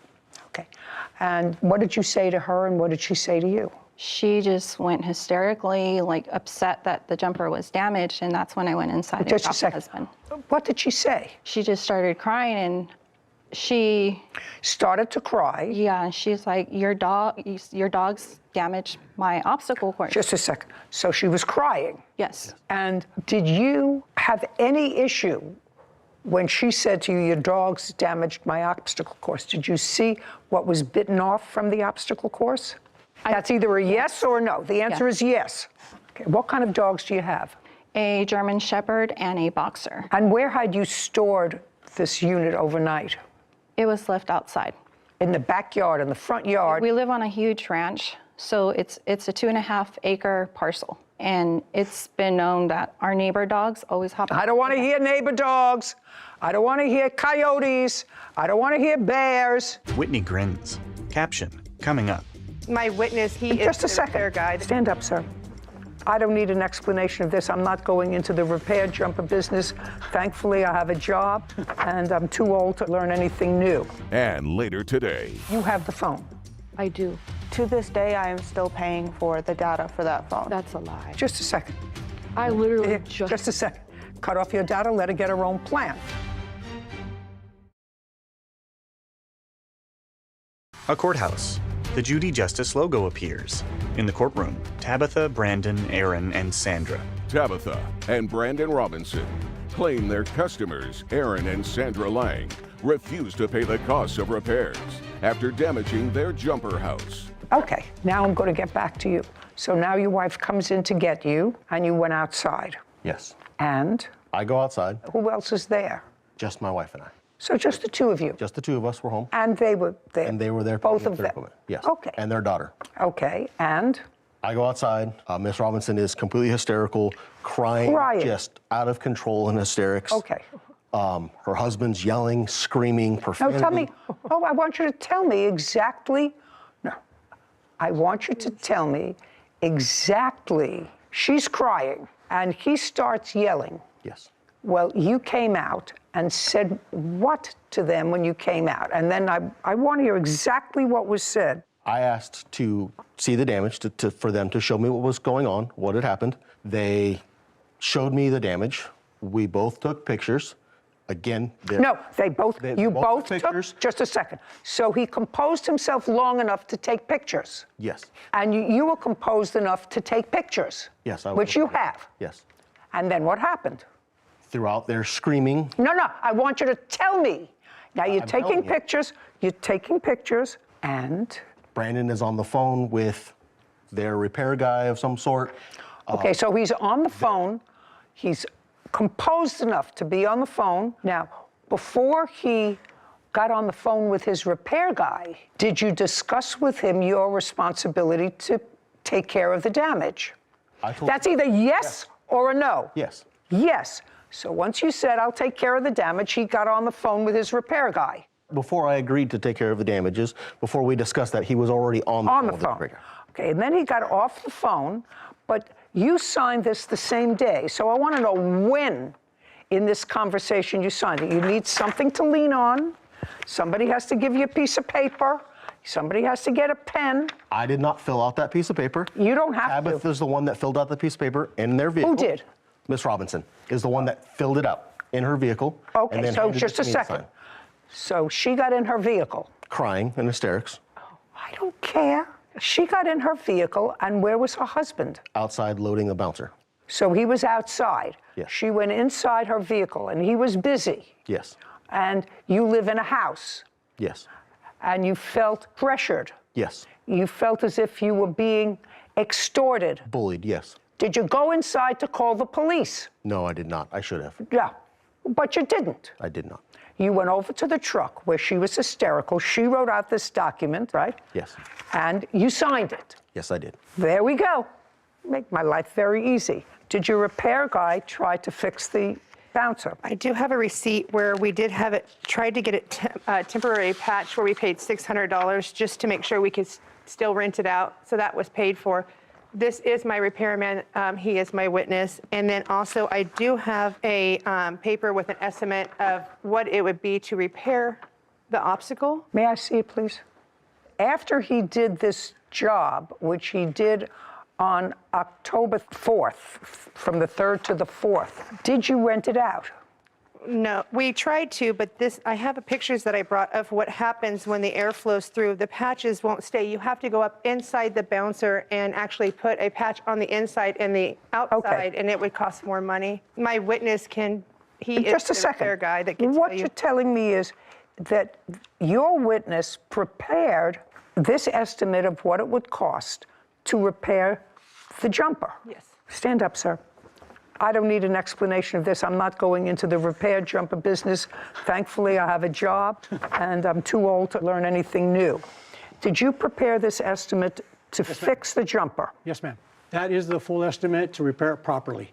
To do it properly? Location. Yes. Okay. The first one was the temporary repair. Listen, I got it. I'm a fast learner, and anybody who watches this program better learn to think fast too, because I have a lot of things to do today. So you prepare this. So for $2,500, in addition to the $600, did they pay you the $600? Yes. So in addition to the $600, so in total, $3,100 would fix the jumper. Correct. Great. That's what you agreed to pay, sir. You agreed to do the repairs on the jumper. Now, you want a new jumper. You're not going to get a new jumper. You're not going to get damages for lost income. He's going to fix the jumper. How long is it going to take you? Roughly about 2 days. 2 to 3. 2 days. Piece of cake. $3,100. Judgment for the plaintiff. We're done. This court is adjourned. I don't owe them anything. I didn't rent the bouncer I'm just happy that we're going to have our bouncer repaired. because they're money hungry. They're looking for a payday. The truth always comes out, and what's right is what's right. Sarah. So initially, after reading the papers, I thought the plaintiffs, while perfectly matched in their tops, were suing the wrong people because these people didn't sign the rental agreement. So any damage or any agreement to pay damage, I was with you from the beginning that these are the wrong people. It came out that they had a little bit more involvement, the defendant, than they wanted. They agreed to pay. Exactly. He knew he did the wrong thing. He probably saw his dog destroy the jumper from the kitchen window and felt bad and knew that it was his responsibility. I don't think that they deserve $9,000 for a brand new jumper, but they deserve to get it fixed and to keep making money off of it. Right. Case 2178, Glad versus Sawbird. All parties, please come forward. Serenity Glad is suing her ex-girlfriend, Jennifer Sauber, for unpaid loans. Ms. Glad, if my memory is correct, you are suing the defendant for a series of small loans that you claim she owes you for, and those loans were created, according to you, during a period of time that you and the defendant were either involved in a relationship and or engaged. Yes. How long do you know each other? We've known each other since May of 2021. And there came a time when the defendant came to live with you, or you went to live with the defendant? I moved to Colorado to live with her. And when was that? That was in May of 2022. When you moved in with her to Colorado, were you working? Not at the time, no. What kind of work did you do in Colorado? I was unemployed. How'd you support yourself? A friend of the family helped me out due to my disabilities. Who pays your rent? The friend of the family. Do you own a car? I did. Do you now? No. Are you working now? Not at the moment, no. Prior to that? I was out in Colorado. Working? Yes. For whom? It was a local coffee shop. Okay. Now you're living together, you are a couple at some point, you became engaged, and then something happened. What happened is probably irrelevant. What I want you to tell me is, from the point that you moved in, what loans do you claim you made to her? I had paid part of a vet bill. When was that? That was at the end of May. I have the invoices here. And what makes that a loan? Because at the time she didn't have money and she had agreed to pay me back when she had gotten a job. Did you agree to pay her back for this vet bill when you got a job? No, ma'am. The friend of the family was going to pay for it all, but she insisted on paying it. Tell me about that. So in the vet office, I was messaging the friend of the family, and he was willing to pay it in full. And she was like, no, I'm going to pay for it. You need to quit asking him for money. I was like, he is the person that supports me right now. We do not have the money, so he's going to help us. She said that she would pay for half of it, I believe it was. For half? For half. Okay. So it was like $100. How much was it? $170. Let's keep moving on. Caption, coming up. I've been paying my data on my phone, and she keeps turning it off. Just a second. I can't help you with that. I understand. You know, I'm not one of those, what do they call them, geniuses? Genius bar. Yeah, I'm not a genius person. Not with phones anyway. Whitney smirks. A courthouse. The Judy Justice logo appears. In the courtroom, Serenity and Jennifer. Serenity Glad claims her ex-girlfriend, Jennifer Sauber, refuses to pay back loans given to her during their engagement. Now, what other loans do you think she owes you for? I had bought her tires for her car. When? That was on June 17th, I believe. Were you using the car? I was using the car. Okay. For how long were you using the car? About 2 months. And what were you using the car for? Getting to work. So at that point, it was as much your vehicle as it was hers, because she wasn't working. So you took the car to work? Yes. And the car needed tires? Yes. And? So I ended up paying for them just for safety reasons, given that. Well, it's your safety. You were driving it, right? That's true, yes. Let's move on. Next loan. On top of that, I had to pay for vet insurance for her dog. She didn't have to. Just a second. Sorry. And then even after I had left Colorado, she asked me to leave her dog on the plan and just pay me. You have your own animals? No. No. So after you left Colorado, when you were no longer a couple, did you request that she continue to pay for the vet insurance? That's either a yes or a no. I don't remember. Well, she says you did. How many months did you pay after you left Colorado? Show me. After you left her, you were no longer a couple. How many months did you pay? I had ended up paying. Just the months? 2 months. And how much were those 2 months? $71.46. What's next? After that, the biggest one is the phone that she has. Tell me, when you got the phone, when she got a new phone, because I assume she had a phone, is that right? I actually had just bought a brand new phone, and I insisted that I didn't need a new one. What kind of phone did you buy? iPhone 11 mini. And? I got the phone, and I have a hard time seeing, and I didn't have glasses, and I was like, it would be nice to have a larger phone. We actually originally went to get us on the same plan. I was going to keep my same phone, but I was looking at the phone. She was like, well, let's both just get new phones. I was like, that's not a good idea. She was like, well, let's just get them. It's fine. So I traded in my old phone for about $400, and we got the phone, and the agreement was, since I traded in my old phone, I still had to pay off the old phone because I just got it. So the agreement was I pay off my old phone, and to keep the service on, I would pay for my service and my data, and she would pay off the phone itself. That was our original agreement. And then a few weeks later, she's like, I never said that. Okay. How much did you end up paying for her phone? As of currently, there's $575 paid on her phone. Do you still have that phone? I do. Can I see that there's $575 left on her phone? Not because you got two, when you got new phones. So just hers. I have this. Is that for one phone That is or just two? for one phone, yes. Serenity hands a document to Kevin, who brings it to Judy. She reviews it. Okay, would you show this to the defendant, Kevin, please? And you have the phone. I do. And you're not paying for it. I'm paying for the service for what we Service, agreed I'm on. not talking about service. That receipt is for one phone. Yes. It says your phone was a little over $1,000. Yes. What was put down on the phone was almost $400. There was some payments made, and what's still owing on the phone is $514. That's what it says. Yes, ma'am. Okay, great. And you have the phone. I do. Great. So 7146 and 514 is 585. Anything else? To this day, I am still paying for the data for that phone. That's a lie. Just a second. I literally Just a second. Cut off your data, let her get her own plan. She'll go in, she'll get her own plan. Right now, what's due and owing on the phone is 514. Is that right? Yes. Okay. I've been paying my data on my phone, and she keeps turning it off. Just a second. I suggest you get a new plan. You have your phone, get another I've plan. been trying to, but she keeps... I can't help you with that. I understand. You know, I'm not one of those, what do they call them, geniuses? Genius boy. Yeah, I'm not a genius person. Not with phones anyway. Okay, 7146 and 514. My math is almost correct. It's $585.46. That's what she owes you. $400 of that is from my old phone. Judgment for the plaintiff. That's what she owes. That's what she owes on it. We're done. This court is adjourned. I'm okay with it. I do think it was a very fair hearing. I'm okay with it because I, just want things to be all right between us because she's still my best friend and I still love her. I mean, I feel the same way, I do love her. She's my best friend. Same exact thing. I just hope things smooth over. Sarah. So I think naturally when you're engaged to be married to someone or when you're married or even in a very serious relationship for a year, you don't keep a laundry list of expenses. I took you to dinner this night for our anniversary, here's your half. We went on vacation, here's your half. So it makes it that much more important when you're in a serious relationship like that because in the eyes of the law, those things are sort of a wash in a relationship. So if you believe that something is really a loan, that you've both decided as partners, I know we're together, I know we do things together that we both cover the expenses and pay for, but this $1,000 phone is outside the scope of that relationship. Let's just write something down so that we remember that although we're together, this was a loan.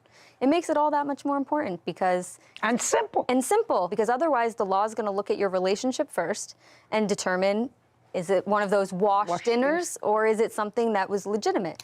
So it would just make it a lot simpler and if things don't work out in the end, easier for you to get your money back. I think you're right. Thank you. Title, Judy Justice. Want justice? Go to judyjustice.tv. Laws is suing her niece, Janelle Laws, and her stepdaughter, Ari Scales, for the costs of a car. Court come to order. All rise. Judge Judy. Have a seat, please. Kevin approaches the bench. Hello, Judge. Case 2130, Laws versus Law, Scales. Thank you. You're welcome. Miss Laws, this young woman is your niece. Yes. And this young lady is the ward of your niece. Yes. You have guardianship over her. Is she related to you? No, she's related to my wife. Okay. But you have guardianship. We both do. How old are you? I'm 21. You had an automobile. Yes. It was an automobile that you allowed your niece to use, and it was at her house. Yes. That was in September of 2020. Her car was in the shop, whatever. Mm-hmm. Anyway, your niece went out of town for a while? Yes. Do you remember what date that was? October 17th of 2020. And prior to your going out of town, had Miss Scales ever driven the car? No. Had you ever given her permission to drive the car? No. Now, Miss Scales, there did come a time in October of 2020 that you took the car. Yes. Tell me how you managed to get a hold of the car. So the keys, we have a key hook in the front of our house, and I just used the keys there. Did you ask anyone? No. Tell me why. I had a scare that I was afraid to do by myself. What kind of scare? A pregnancy scare. Okay. So you took the car to go where? To who I was dating at the time. What time of the day did you take the car? Between the times of 4 and 6 p.m. And at what time did you have an accident with the car? I would say between 7 and 8 p.m. Had you already seen the boyfriend? No. Where were you between 7 and 8? Where were you Driving. going? Driving to who? To the boyfriend. Oh, so it takes a while to get there? Yes. How long? About an hour. In any event, you had an accident. Yes. The car was totaled. You had insurance? Yes. And had you told your niece that you had insurance on the car? Yes. Okay, because she says that you had told her you had insurance on the car and you had a loan on the car. There was a note. That's correct. So when she borrowed the car, she knew it was insured. Did you also tell her that you had the gap insurance? Yes. And what year, make, and model of car was it? A 2015 Mitsubishi Mirage. Did you buy it new or used? Brand new. And how long was the loan on the car? 6 or 7 years. I think it was 6. So by 2020, you had paid up most of the car. Yes. What was the balance left on the car? I'm not exactly sure the exact balance that was left on the car. Okay. How much did you pay for the car? I paid $17,000. That's what it was financed at, so that's not with the finance charges. Okay, so you paid $17,000. How much of a down payment did you put down? I didn't put any money down on it. So in 5 years, between 2015 and 2017, you paid off about 80% of the car. Yes. What's the car worth now? Based on 75,000 miles in good condition, I'm seeing between $5,500 and $7,500. Okay. Now, after the accident, you put in a claim through your insurance. Yes. And your insurance covered how much? The insurance paid out $7,379. They wrote a check to the bank? Yes, ma'am. And can I see the paperwork on that, please? Yes, ma'am. Because what you're suing for now is another $8,496. Mm-hmm. Jennifer hands a document to Kevin, who brings it to Judy. Okay, so your insurance also paid on the other car that you had the accident with. You had an accident with a Ford Focus? Yes. Okay, so they paid $2,900 on that, and they paid you $7,379. Yes, ma'am. And show me what the note balance was on the car at the time that they paid this out, which would have been sometime in 2020 or maybe 21. You want the balance after they paid out or before they paid out? Both. Okay. This is after they paid out. And before.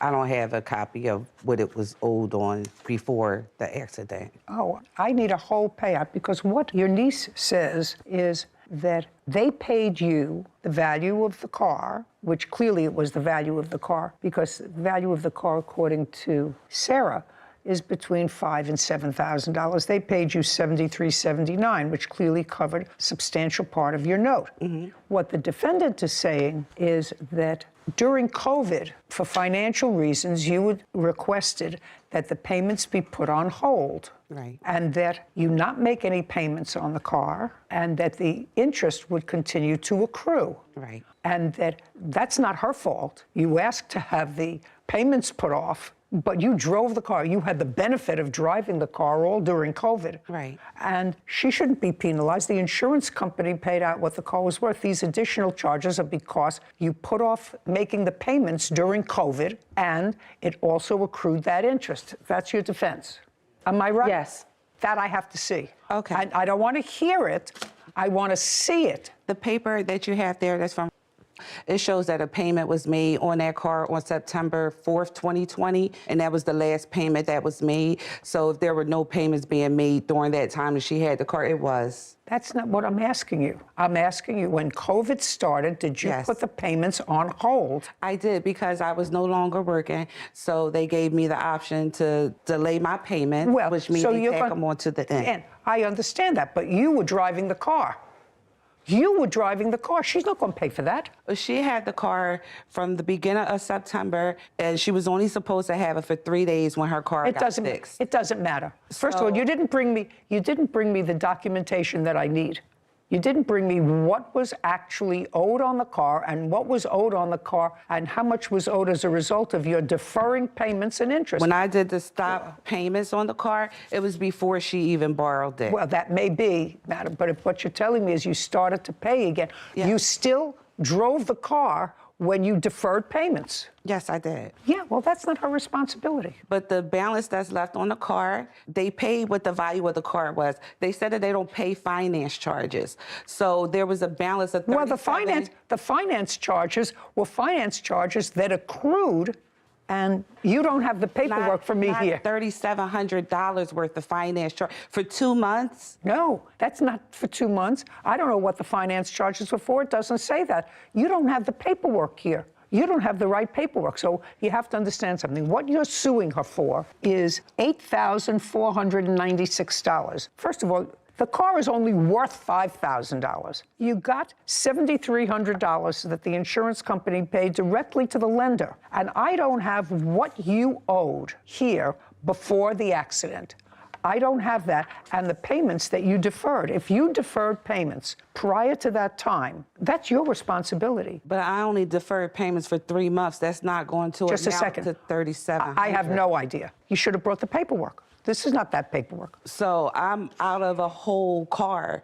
Like, I've invested almost $10,000 into this car. I let her use the car, and that's what insurance for. And now I'm just not out only the $3,700. Now it's been late charges and other charges on that, and now it's $6,000 that's on my credit. You deferred the payments. I can't tell how many months you deferred the payments. You said maybe I deferred 3 payments. I don't know. You didn't bring me the paperwork. I deferred. You can't tell me. Caption coming up. If she would have never had the car, then I would have been responsible totally to pay all of that amount.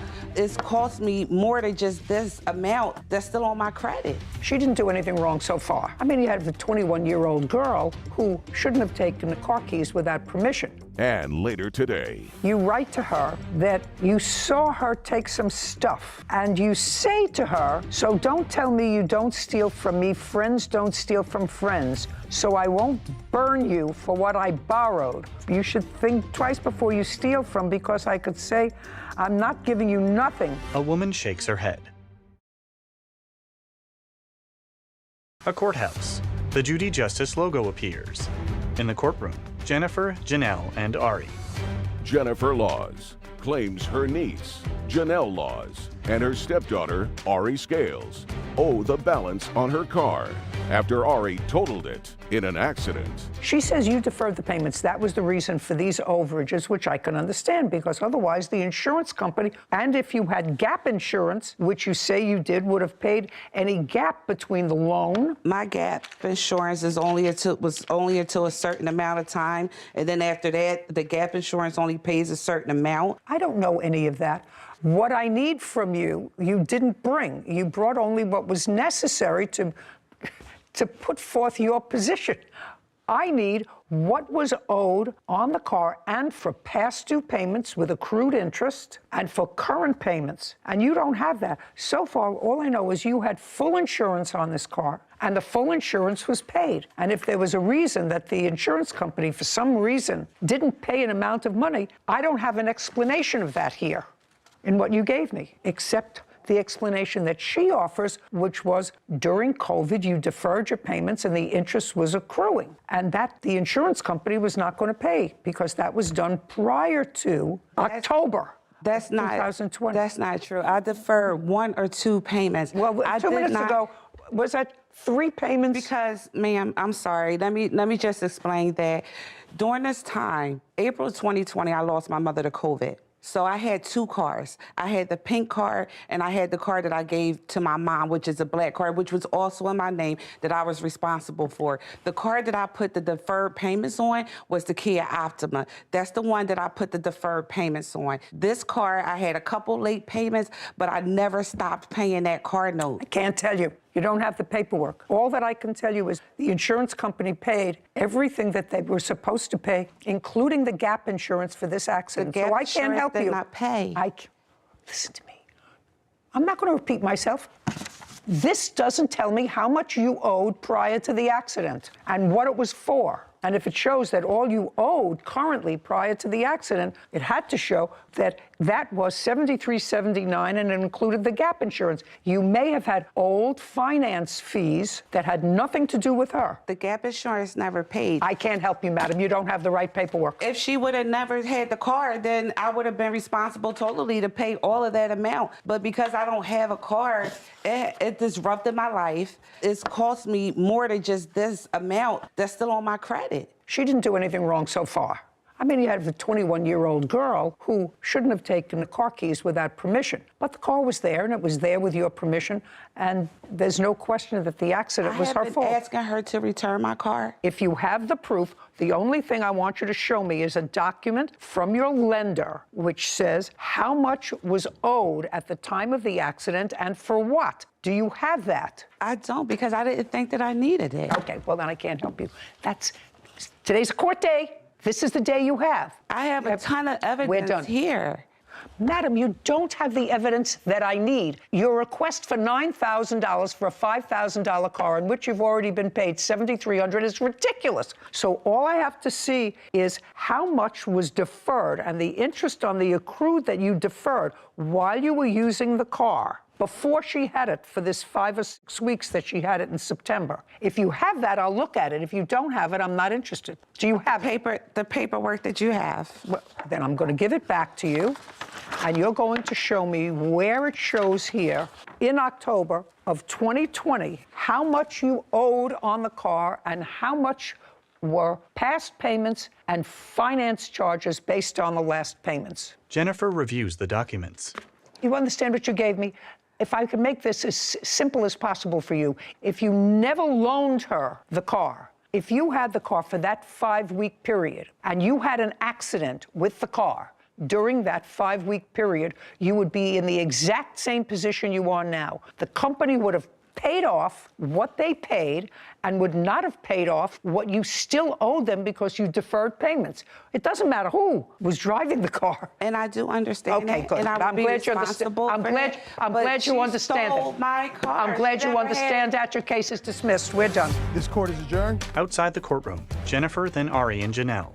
She needed to borrow my car. It was just a bad accident. It was just me, young, got into an accident. So I thought that I was helping her. You know, so when this balance is due, I'm the one that's out. The car hit me and ran the light and it hit me. You know, I'm the one that suffered. I'm the one that gotta pay all of that money. I'm fine. So I don't think that it was fair at all. Judy and Sarah.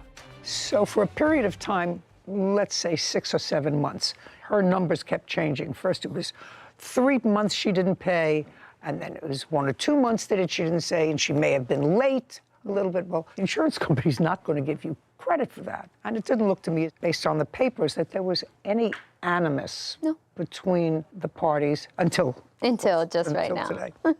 And then maybe she should be angry with me and not at them. They all know each other and get along with each other. So that the amount of money she has to pay is the amount of money she should have paid while she was driving the car but chose to defer. And I think that that's a good lesson about deferring payments, especially now with COVID and everything. I know people my age, 25, around there, have been deferring payments, whether it be for car notes or for interest on your loans, things like that, that sometimes she didn't even realize that this was all accruing under the surface. So you think that if an accident she said she had a lot of happens, other things going on in her life, but by deferring, if you don't read the fine print, that could be a good lesson.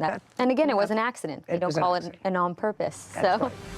Case 2133, Morrissey versus Comer. All parties, please come forward. Tabitha Morrissey is suing her former friend, Tina Comer, for an unpaid loan and personal belongings. Ms. Morrissey, you have a lot of claims here against the defendant for a personal loan and the value of personal belongings. Yes, Your Honor. Okay. She was a friend of yours. You used to go gambling together, Ms. Morrissey? Yes, we did. How many times a week did you go gambling? Probably once or twice a week. And did you go just the two of you? Yes. And over what period of time? Over a year, 2, 3? Probably a year. There was a time when you went, and according to you, Ms. Comer didn't have any money. And so you agreed to advance her money. And she says, actually, you agreed to advance her money. And the agreement was if you won, she would pay you back with her winnings, whatever it was. Whatever it was. How much money did you give her to gamble? I loaned her $230 with the agreement that she would pay me an extra $200 because she was going to get her mother's inheritance. Okay. On what date? April 28, 2022. Okay. And you went gambling with her? No, she came by and we were gonna go meet at the casino, but I didn't really want to do it because I have a boyfriend that doesn't. Just a second. I don't need a whole story. Okay. All right, sorry. So she went to the casino without me, and then she came by my house after that and told me that she spent her boyfriend's money at the casino, and so that she was supposed to use it at the store. And so I gave her the money to cover that, and that's when we made that agreement. You gave her the money to cover that because she asked you for it? Yes. And she agreed to pay you back? Yes. Okay. Caption, coming up. February, did you go to the casino and lose some of your boyfriend's money? No. Did you go to her house and tell her that you lost some of your boyfriend? It wasn't in February. What month? It was probably April. I don't care what month it was. Did you tell her you lost your boyfriend's money at the casino?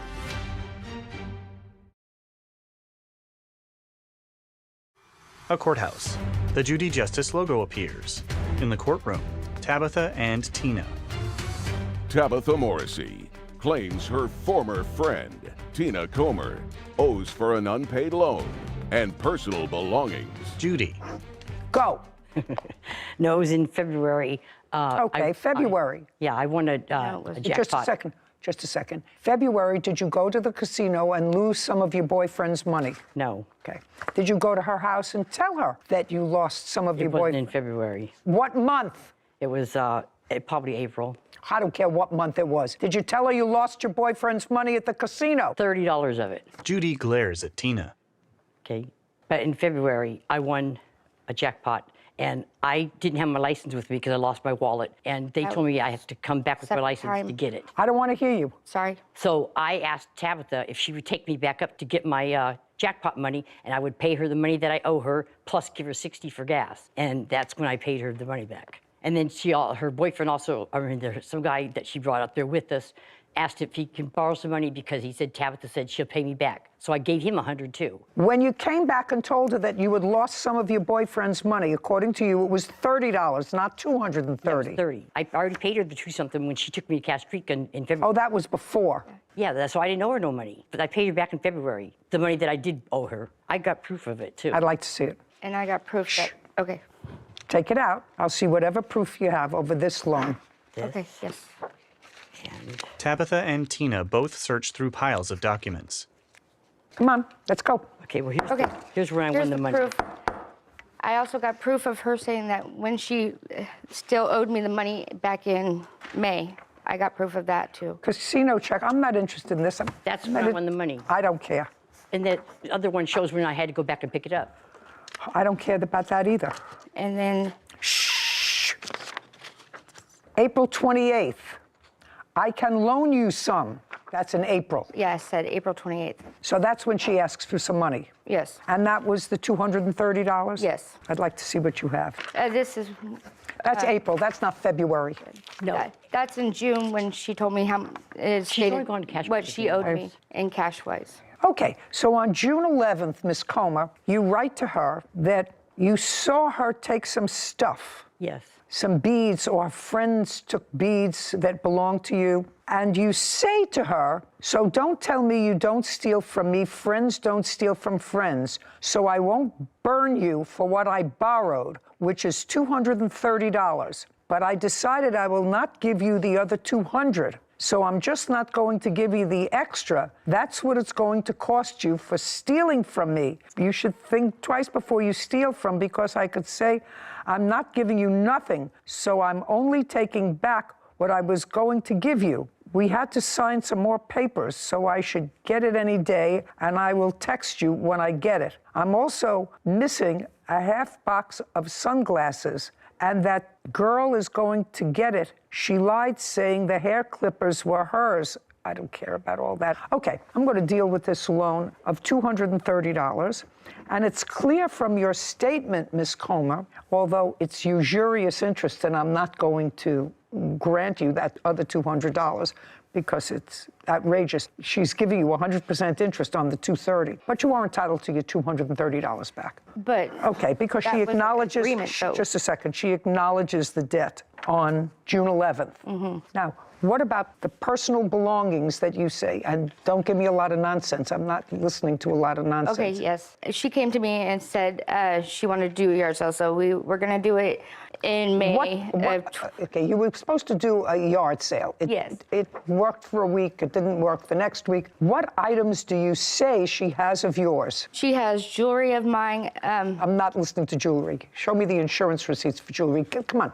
Let's go. What does she have of yours? I can show you the pictures of her yard sale that does have my stuff in it. Well, what did she end up with your stuff for? You were there at the yard sale. I didn't have a car, so she came and picked me up and took me to my storage to go get my yard sale stuff to take over to her house to do it in the yard sale. She was supposed to contact me and come get me when she was getting ready to do the yard sale. I stayed the night at her house, and we were setting up all night long because it was a really big yard sale. It was more like a flea market type thing. And she never contacted me after dropping me back off at home, and she said that my box of jewelry fell out of my stuff when she was loading it up because she fell. So when she got home that night after dropping me off, she said it was in the driveway. You have that in text That was my message? personal belongings. You have it? Yes. I'd like yes, to I see do. it. Okay, hold on. Thank you. Tabitha hands a document to Kevin, who brings it to Judy. She reviews a text message. So this looks like a lot of cheap plastic crystals. No, my wedding ring was in that box.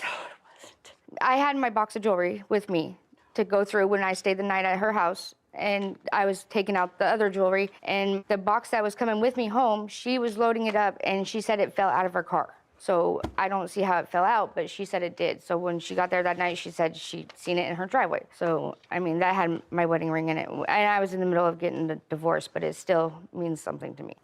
$230. Judgment for the plaintiff. We're done here. Thank you. This court is adjourned. Outside the courtroom, Tina, then Tabitha. Everything she said was a lie about the money, about all her stuff. Everything was a lie. Because she just doesn't want to pay me my money. She just wants to get money out of me. Because I won 2 jackpots and I got my mother's inheritance. It hurts very much. She's done. I don't even care to see her. Judy and Sarah.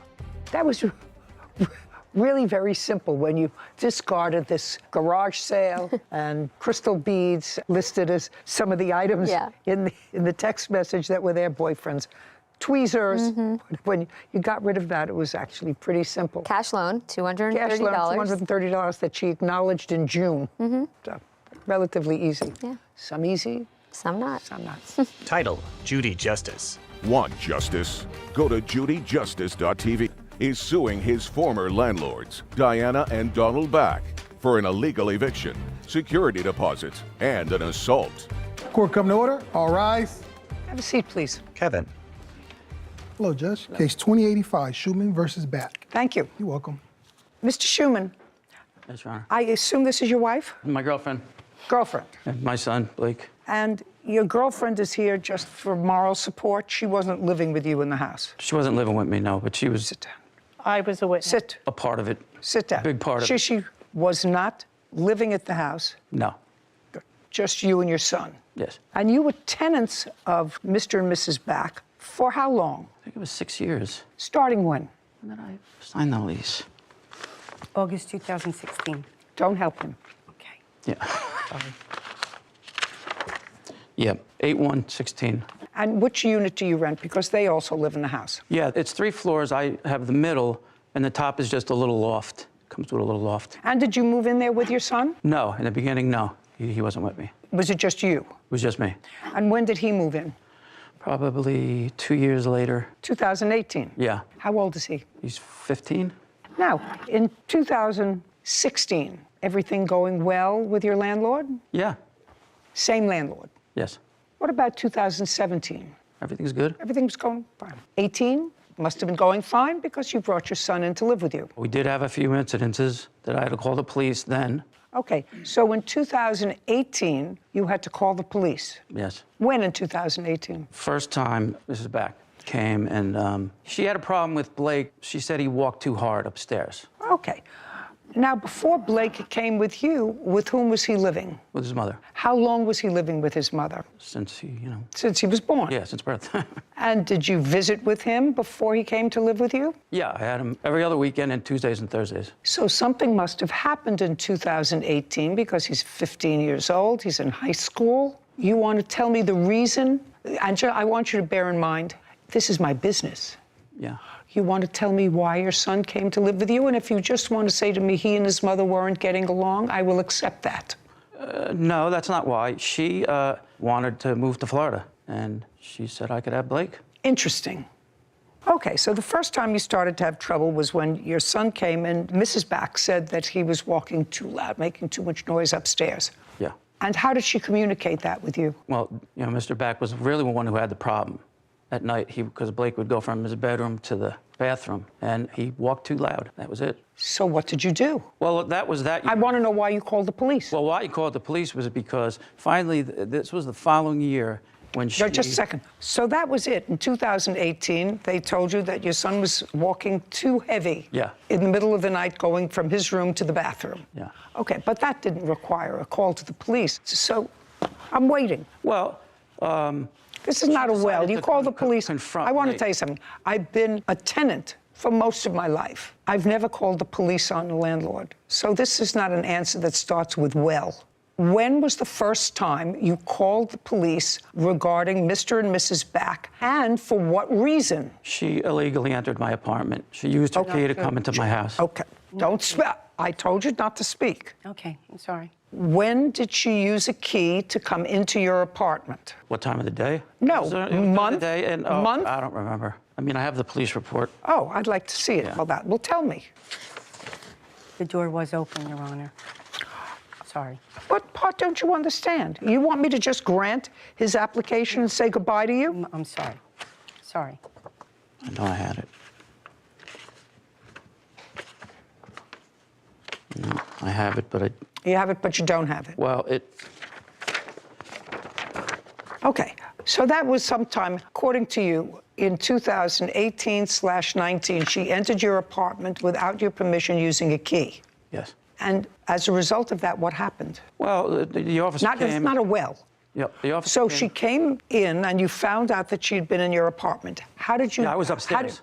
I was in the apartment and she came in. Oh, she used her key Yeah. and came in and you were there. Yes. Tell me about that incident.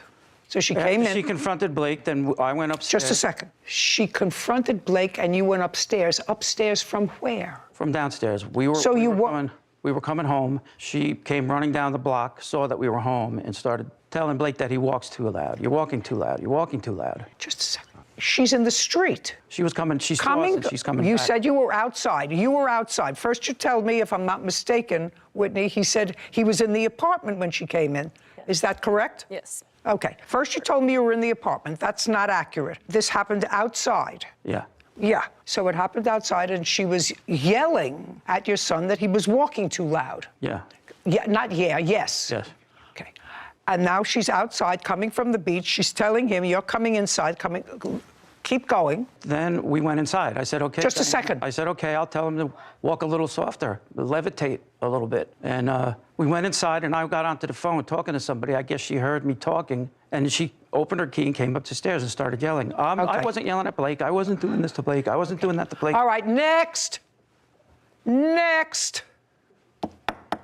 Next. I'll tell you what this case is about so that everybody understands what this case is about. You're claiming that they illegally evicted you. That's one thing. You claim that they have your security deposit. And what else do you want? You say that there was a simple assault because when yelling at you, one of them spit on you. It was a lot more than yelling. I don't care what's yelling. Nobody hit you. That's either a yes or a no. No. Caption coming up. You panicked. Yes. Because somebody was looking for your father and you knew it was the landlord. No, I didn't. I thought someone was trying to break in. Blake, let's get real, okay? Let's stop with the scripted scenario that your father is giving you. Because if don't speak.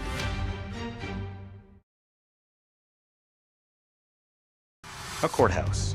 The Judy Justice logo appears. In the courtroom, Daniel, Diana, and Donald. Daniel Schumann, claims his former landlords, Diana and Donald Back, owe for an illegal eviction, security deposit, and an assault. Diana and Donald are countersuing for apartment damage. Now, illegal eviction, return of security deposit. And you lived there until when? Until June of this year. Now, in June, something happened, and that's where your girlfriend has some information, because it was June 3rd. You are Gina. Yes. Perfect. You and Gina were in bed asleep. Does Gina have her own car? Yes. Do you have a car? Yes. So that's 2 cars. Yes. Where are you supposed to park? Well, we don't have a driveway, so you can park on the street if you want. Okay, so you weren't parked anywhere near the house? No, across the street. Correct? Yes. So his cars weren't blocking yours? Yes, they were. Where was your car parked? My car was parked out front behind his disabled spot that he has for himself, and only him. Just a second. Behind. There's a disabled parking spot on a public street? Yes, but it's only his, for his number only. So no one else could park there, or they get ticketed and towed. Even if you're disabled. Shh. Yeah, even if you're disabled, you're not allowed. Did you get a spot assigned to you, sir, assigned to your car because of a disability? Yes. What's the nature of the disability? I had 2 cracked vertebrae in my neck. I dislocated my left shoulder. I have herniated and ruptured discs in my lower back and nerve damage down my left leg. So you have a place to park? Yes. Were you or your girlfriend Gina in any way blocking Mr. and Mrs. Back's car? No.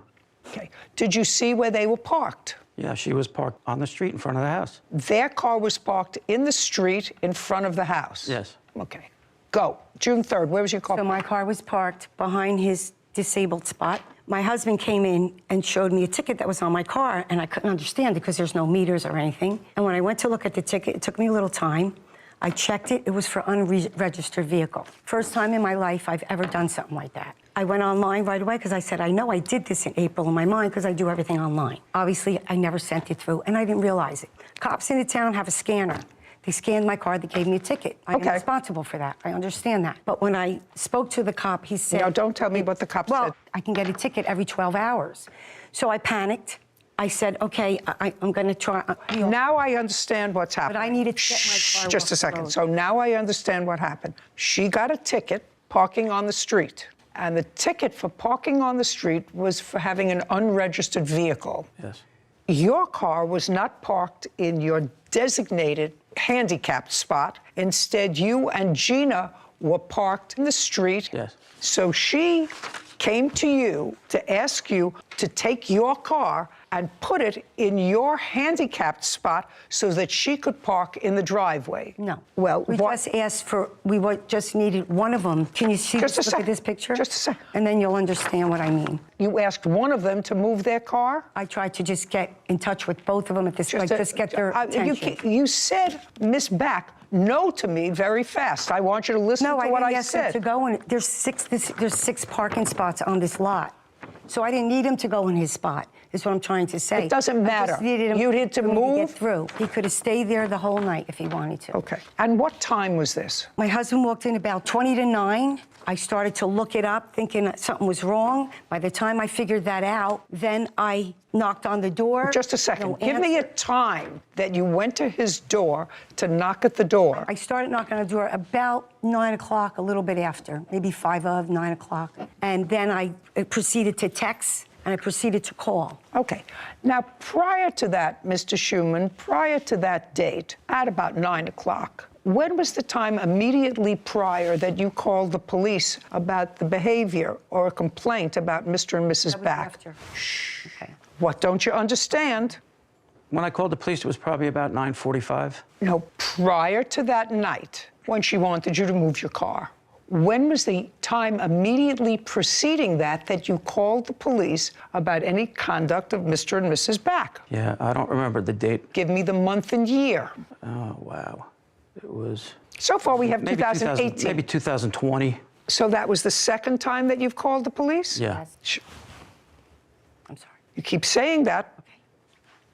2020. What was that about? What that was about was she was downstairs with her friends. They were smoking so much marijuana that we couldn't breathe on the 2nd and 3rd floor. And Mrs. Zanino called her and said, you guys gotta knock it off. You got to stop. We can't breathe up here. Had to open the windows, had to turn on fans, and I had Blake there. May I see the police report? That one I don't have. They wouldn't give it to me. They said because... Just a second. That they said you don't have that police report, but that you called because of smoking marijuana. Yes. Okay. And that was the time immediately preceding the call at 9:45 in June of 2022. Yes. There were no calls in between. No. Is that correct? One after, but not before. One after? 2 days later. 2 days after the altercation. Yeah. After the altercation. Okay. So now, according to you, you and Gina are in bed, sound asleep at 9 o'clock. Yeah. Where is your son? He's downstairs on the second floor. That's where his bedroom is. Okay. But downstairs, when you want to get in, do you get in from the second floor or the third? Come in the house, you got to come in from the first floor. And then walk up a flight of stairs. So you have to... If I'm going up to the loft, the bedroom door is right there. Yeah. Okay. What's your son past where your son is? Your son is on the second floor. Oh, yeah. His first name? Blake. Blake, stand up. Move over next to your father. Blake rises. You're 15 years old? Yes. 15-year-olds don't go to sleep at 9 o'clock at night. June 3rd, 2022, where were you? I was in the bathroom. You were in the bathroom? Yes. All night? No, not all night. Well, when were you in the bathroom? Around 9:30. When did you hear banging on the door? It was around that time. It was around 9:30? Yes. What did you do? Well, I didn't know what was going on. No, you heard banging at the door? Yes. Did somebody say something? Well. Not well. Look at me. All you have to do is remember this. Don't speak, Mr. Schumann. Don't speak to him. No, he's nervous. Don't speak to him. He won't have to be nervous if he tells the truth. So you see, you just have to cool it. Do you understand? Yes, Your Honor. Perfect. Caption coming up. There are people who call the police on you all the time. You're going to get down on the ground, kiss the ground, and say, thank God for they're not in my house anymore. Do you understand? Kind of. He's happy. What do you mean, kind of? Well, what do you I mean, wasn't ready for the change at the time. Oh, you sound ridiculous.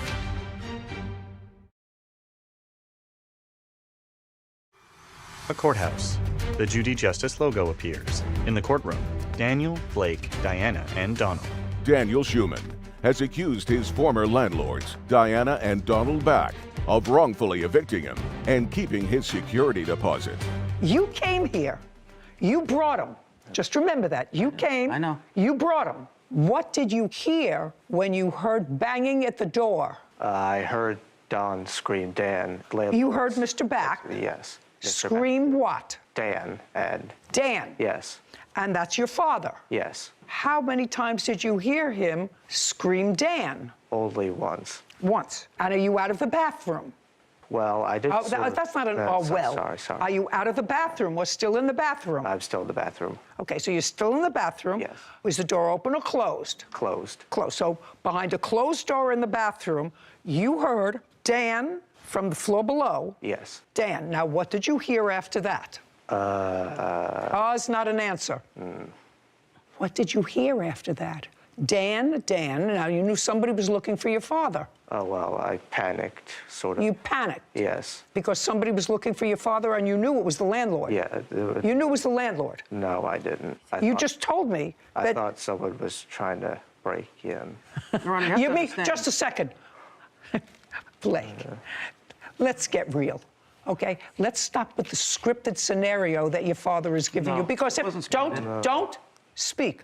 Because at 9 o'clock at night, if somebody is banging at the door and calling your father's name, then it doesn't sound like a break-in to me. If somebody's banging at my door and somebody is yelling out, Nana, Nana, I know they're not trying to break into my house. It wasn't. Do you understand? Do you understand? It was the whole house was shaking. Okay. The entire house. Mr. Schumann, I'm not speaking to you.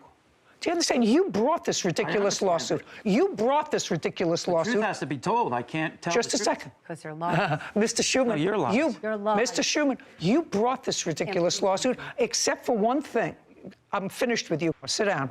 Blake sits. Your Honor, I wasn't even the one who called the cops at first. Just a second. The neighbor across the street called first because... Mr. Schumann, you have a police report? Yeah. Then I'd like to see where the neighbor across the street called the police. Yeah, that says it in Just a second. I'd like to see it.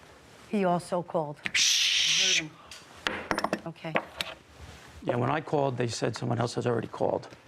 Give this back. Give this back. They don't understand not to talk.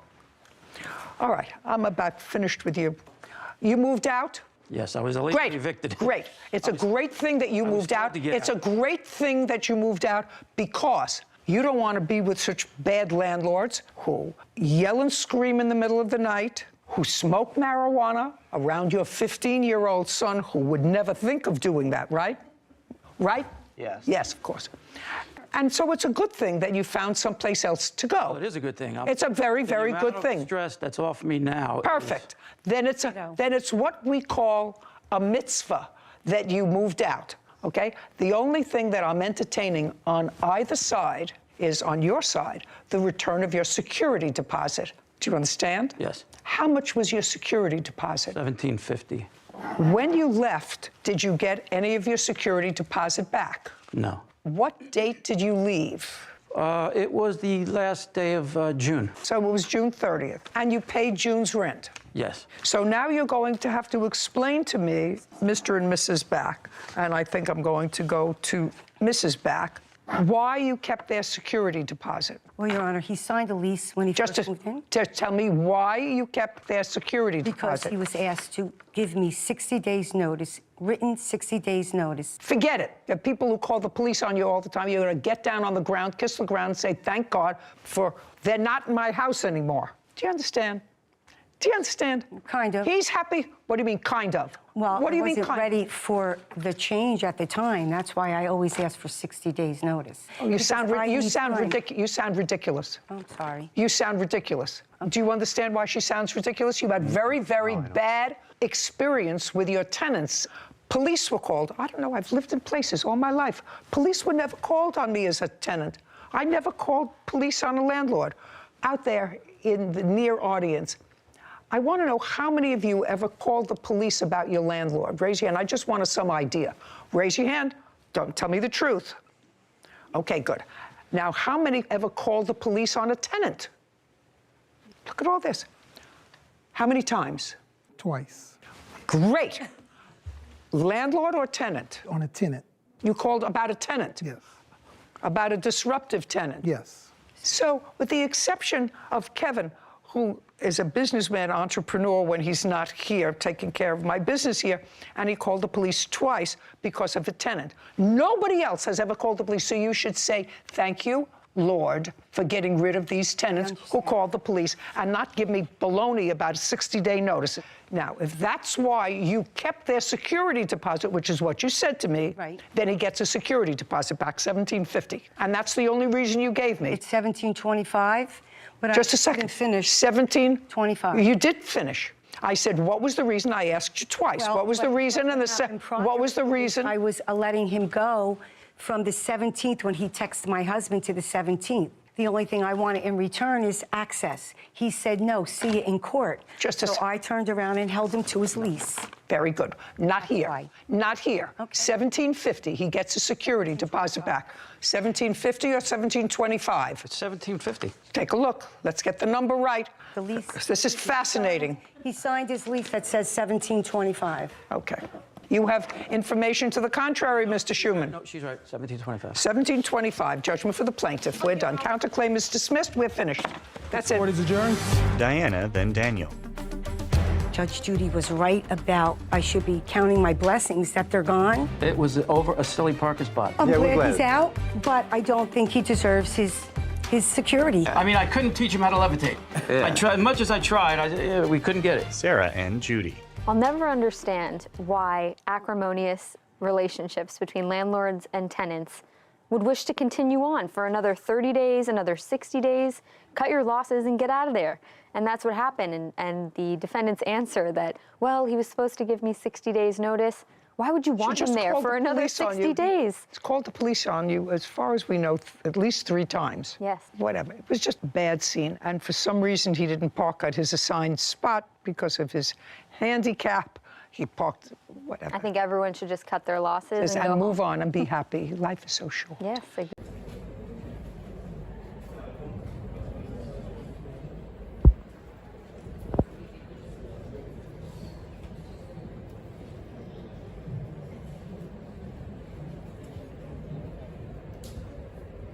The next generation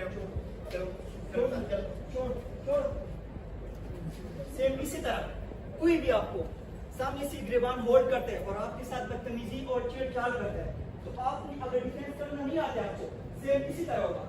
अब अगर आपको अपने defence करना आता है, अब देखें पहले फास्ट में, उसके बाद बाई नंबर वाइज बताऊंगा कि मैंने इसमें क्या किया है। क्या कर सकते?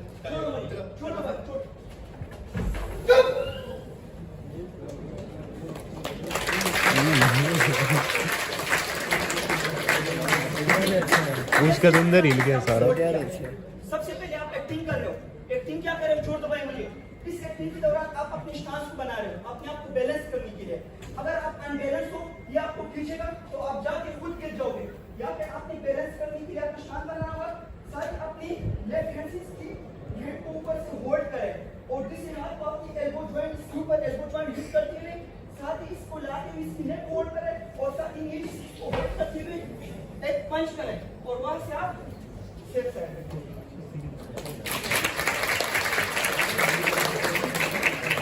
गुड हो गई।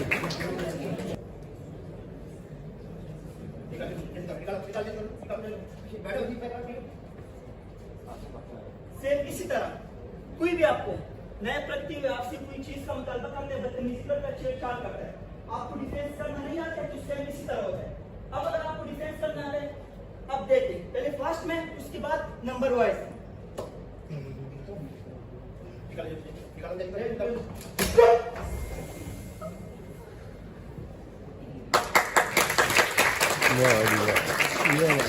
Very dangerous. जैसे इसने नया प्रक्रिया, सबसे पहले जो मैंने आपको बताया कि सबसे पहले अपना सांस लेना जरूरी है, अपने आप को बैलेंस करना जरूरी है। सबसे पहले आप अपने आप को बैलेंस करें। अब देखिए अपनी इसकी अपनी बैक ऑफ हैंड को इसकी बैक ऑफ हैंड के साथ और इनर नेफ ऑफ हैंड को इसकी रिस्ट के ऊपर अंदरूनी साइड पे आपने ये दोनों एक साथ हिट करती हुई इससे इसकी रिस्ट टूट सकती है। मैं तो अभी स्लो हिट कर रहा हूँ डेमोन्स्ट्रेशन दिखाने के लिए।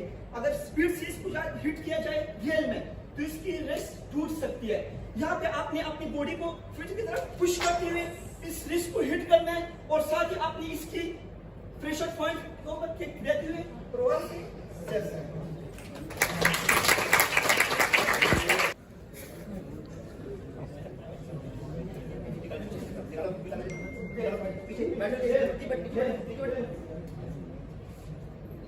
इसी तरह कोई भी आपको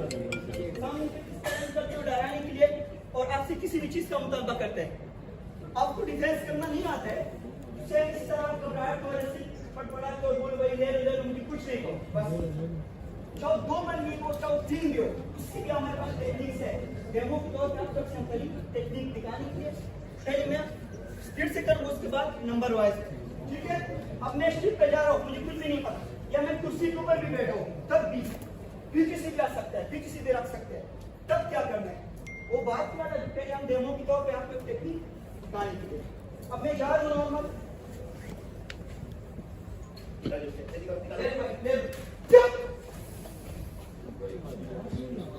वो बहुत गलत जगह मार दिया है। जैसे इसने किया, यहाँ पे इसके 2 हाथ हैं। अब यहाँ पे एक्टिंग इतना करो कि मैं डर रहा हूँ। इस एक्टिंग के दौरान अपनी सबसे जरूरी बात है, आपने लाइन ऑफ फायर से अपनी बॉडी निकालनी है। अगर आपकी बॉडी लाइन ऑफ फायर में है और अपनी टेक्निक सीखी भी है, पर अगर आपने ये कोशिश ये नहीं किया तो आपको ये जब आप इसको पिस्टल लेते हुए तो तब भी आपको पिस्टल गोली हिट हो सकती है। यहाँ पे सबसे पहले आपने क्या करना है, लाइन ऑफ फायर से निकलना है और साथ ही इसको चीज देते हुए इसको मुतमईन करना है कि देखो मैं डर रहा हूँ, मैं आपको चीज दे रहा हूँ। अब आप डरने की कोई जरूरत नहीं है, आपकी टेक्निक सीखिए, आप अपना डिफेंस कर सकते हो। यहाँ पे आप इसको चीज देते हो, आपने सबसे पहले क्या करना है, इसकी मिरर के ऊपर से आपने पिस्टल को होल्ड करना है ताकि गोली, इसकी सबसे पहली बात है गोली चलेगी भी नहीं। आपने इसको ऊपर से होल्ड करना है, दूसरे हाथ के आपने इसको नीचे से लाते हुए आपने पिस्टल को इसकी तरफ लेते हुए और हैंड्स अप का कहना है और आपने